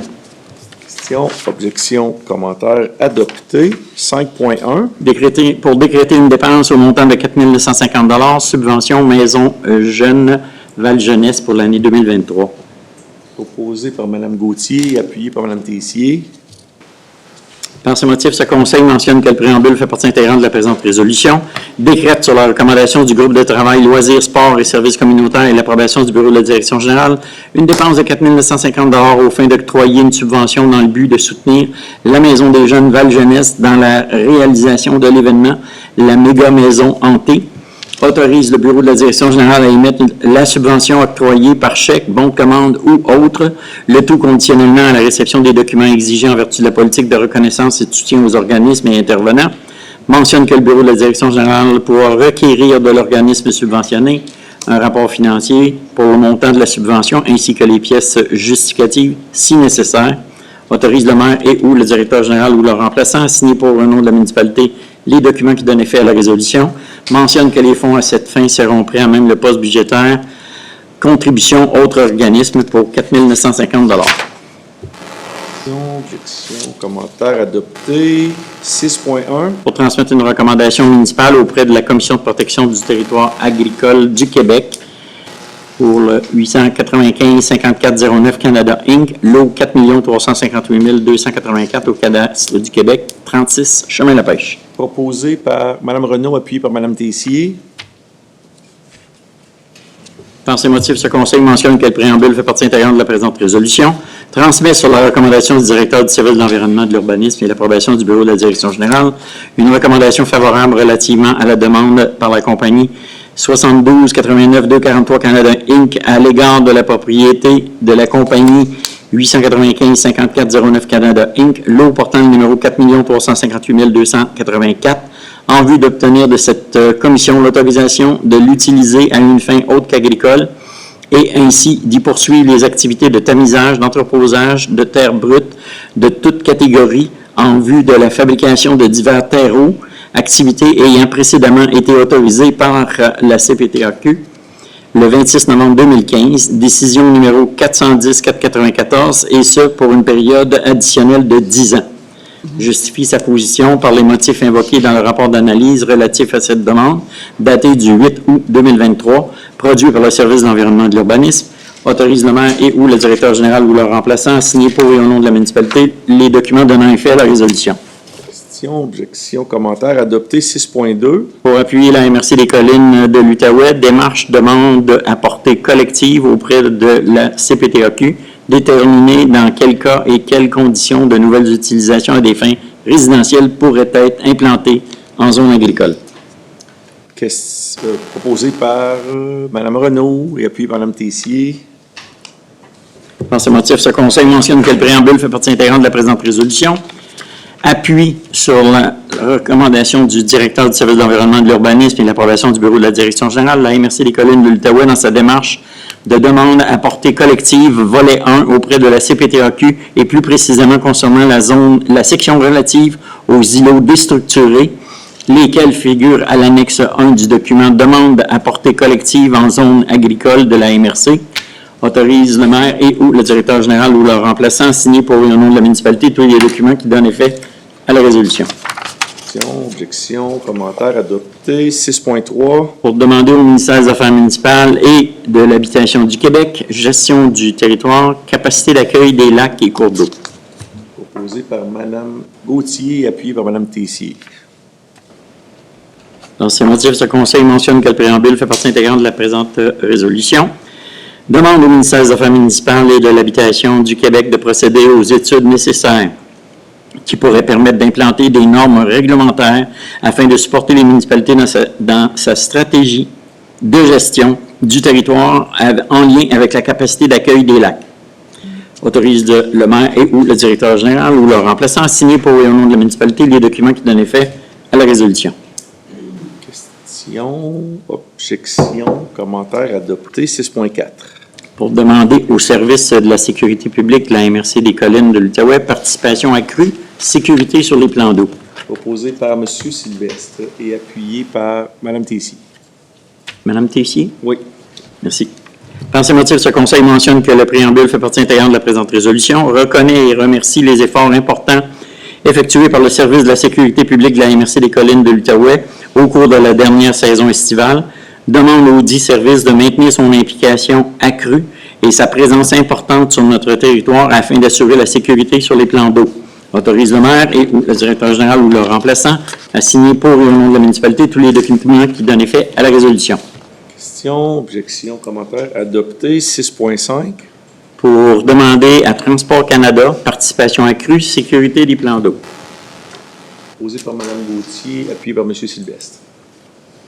Par ces motifs, ce Conseil mentionne que le préambule fait partie intégrante de la présente résolution, demande à Transport Canada une implication plus importante de leur part afin d'assurer la sécurité sur les plans d'eau et d'augmenter leur présence sur le territoire, autorise le maire et ou le directeur général ou leur remplaçant à signer pour et au nom de la municipalité tous les documents qui donnent effet à la résolution. Question, objection, commentaire adopté. 8.1. Pour entériner la nomination de M. Simon Leduc Brunet à titre de lieutenant à temps partiel à l'essai, caserne numéro 2. Proposé par Mme Tessier, appuyé par M. Sylvestre. Par ces motifs, ce Conseil mentionne que le préambule fait partie intégrante de la présente résolution, entérine la nomination sur la recommandation du directeur du service de sécurité incendie, l'approbation du bureau de la direction générale, M. Simon Leduc Brunet à titre de lieutenant à temps partiel à l'essai à la caserne numéro 2, au service de sécurité incendie à compter du 1er juin 2023, reconnaît son ancienneté à titre de lieutenant à compter du 1er juin 2023, confirme que M. Simon Leduc Brunet bénéficie d'une période d'essai de 6 mois du 1er juin 2023 au 30 novembre 2023, autorise le bureau de la direction générale à faire le nécessaire pour la mise en application de toutes les clauses de la dite convention, autorise le maire et ou le directeur général ou leur remplaçant à signer au nom de la municipalité les documents qui donnent effet à la résolution. Donc, proposé par... Oh, on l'avait déjà proposé. Oui, c'est vrai. Oui, on a déjà... Manon Tessier et François Sylvestre. C'était le 8.2. Ça, c'était 8.1. C'était 8.1. Non, désolé, je m'en venais bien. Donc, c'est adopté. Donc, 8.2.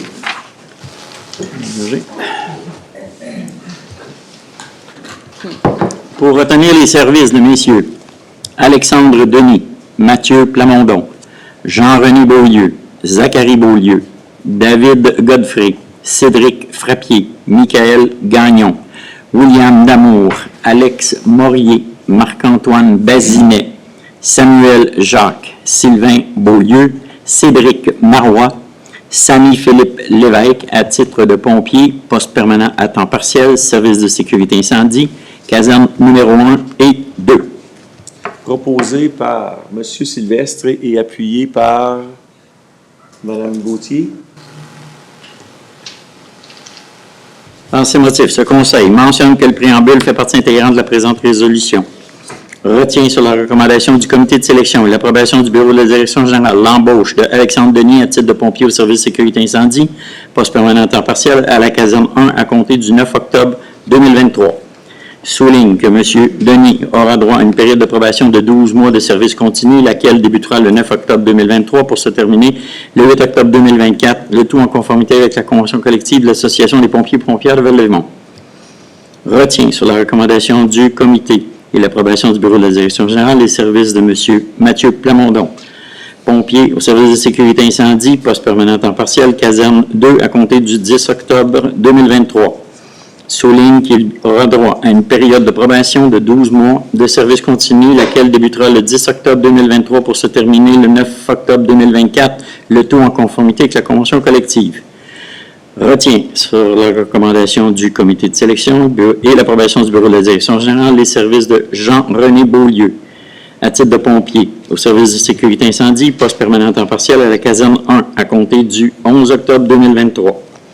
Souligne que M. Beaulieu aura droit à une période de probation de 12 mois de service continu, laquelle débutera le 11 octobre 2023 pour se terminer le 10 octobre 2024, le tout en conformité avec la Convention. Retient sur la recommandation du comité de sélection et l'approbation du bureau de la direction générale Zachary Beaulieu, à titre de pompier, service de sécurité incendie, poste permanent à temps partiel à la caserne 2, à compter du 12 octobre 2023. Il aura droit à une période de probation de 12 mois de service continu, laquelle débutera le 12 octobre 2023, se terminant le 11 octobre 2024, le tout en conformité avec la convention collective. Retient sur la recommandation du comité, l'approbation du bureau de la direction générale, les services de David Godfrey à titre de pompier, service sécurité incendie, poste permanent à temps partiel, caserne 1, à compter du 13 octobre 2023. Il aura droit à une période de probation de 12 mois de service continu, laquelle débutera le 13 octobre 2023 pour se terminer le 12 octobre 2024, le tout en conformité avec la Convention. Retient sur la recommandation du comité et l'approbation du bureau de la direction générale, Cédric Frappier, à titre de pompier, service sécurité incendie, poste permanent à temps partiel, caserne 1, et ce à compter du 14 octobre 2023. Souligne que M. Frappier aura droit à une période de probation de 12 mois de service continu, laquelle débutera le 14 octobre 2023, se terminera le 13 octobre 2024, le tout en conformité avec la Convention. Retient sur la recommandation du comité et l'approbation du bureau de la direction générale Michael Gagnon, à titre de pompier, au service sécurité incendie, poste permanent à temps partiel, caserne 1, à compter du 15 octobre 2023. Il aura droit à une période de probation de 12 mois de service continu, laquelle débutera le 15 octobre 2023 et se terminera le 14 octobre 2024, en conformité avec la convention collective. Retient sur la recommandation du comité et l'approbation du bureau de la direction générale les services de William Damour à titre de pompier au service de sécurité incendie, poste permanent à temps partiel, caserne 2, à compter du 16 octobre 2023. Souligne qu'il aura droit à une période de probation de 12 mois de service continu, laquelle débutera le 16 octobre 2023, se terminera le 15 octobre 2024, le tout en conformité avec la Convention. Retient sur la recommandation du comité et l'approbation du bureau de la direction générale les services de Alex Morier à titre de pompier, service sécurité incendie, poste permanent à temps partiel, caserne 2, à compter du 17 octobre 2023. Il aura droit à une période de probation de 12 mois, laquelle débutera le 17 octobre 2023, se terminera le 16 octobre 2024, en conformité avec la Convention. Retient sur la recommandation du comité et l'approbation du bureau de la direction générale les services de Marc-Antoine Bazinet à titre de pompier, service sécurité incendie, poste permanent à temps partiel à la caserne 1, à compter du 18 octobre 2023. Souligne que M. Marc-Antoine Bazinet aura droit à une période de probation de 12 mois continue, laquelle débute le 18 octobre 2023, se terminera le 17 octobre 2024 en conformité avec la Convention. Retient sur la recommandation du comité de sélection l'approbation du bureau de la direction générale Samuel Jacques à titre de pompier, service de sécurité incendie, poste permanent à temps partiel. Excusez, j'ai perdu le fil. À compter. Caserne 2, à compter du 19 octobre 2023, souligne qu'il aura droit à une période de probation de 12 mois de service continu, laquelle débutera le 19 octobre 2023, se terminera le 18 octobre 2024, le tout en conformité avec la convention collective. Retient sur la recommandation du comité de sélection l'approbation du bureau de la direction générale Sylvain Beaulieu, à titre de pompier, service sécurité incendie, poste permanent à temps partiel, caserne 2, à compter du 20 octobre 2023, aura droit à une période de probation de 12 mois de service continu qui débutera le 20 octobre 2023, se terminera le 19 octobre 2024 en conformité avec la Convention.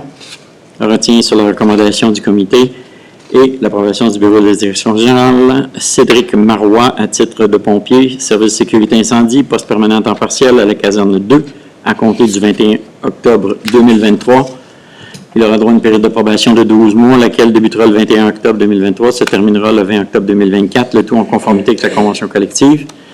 Retient sur la recommandation du comité de sélection l'approbation du bureau de la direction générale les services de Samy Philippe Lévesque, pompier au service de sécurité incendie, poste permanent temps partiel, caserne 1 à compter du 22 octobre 2023, aura droit à une période de probation de 12 mois de service, laquelle débutera le 22 octobre 2023, se terminera le 21 octobre 2024 en conformité avec la Convention. Autorise le bureau de la direction générale à faire le nécessaire pour la mise en application de toutes les clauses de la Convention collective de l'Association des pompiers et pompières de Val-des-Monts. Autorise le maire et ou le directeur général ou leur remplaçant à signer pour et au nom de la municipalité tous les documents qui donnent effet à la résolution. Questions, commentaires, objection adoptée. 9.1. Pour identifier la municipalité de La Pêche comme organisme responsable du projet de regroupement en gestion des matières résiduelles dans le cadre du volet 4, soutien à la coopération intermunicipale du Fonds des régions et ruralité. Proposé par Mme Gauthier et appuyé par Mme Tessier.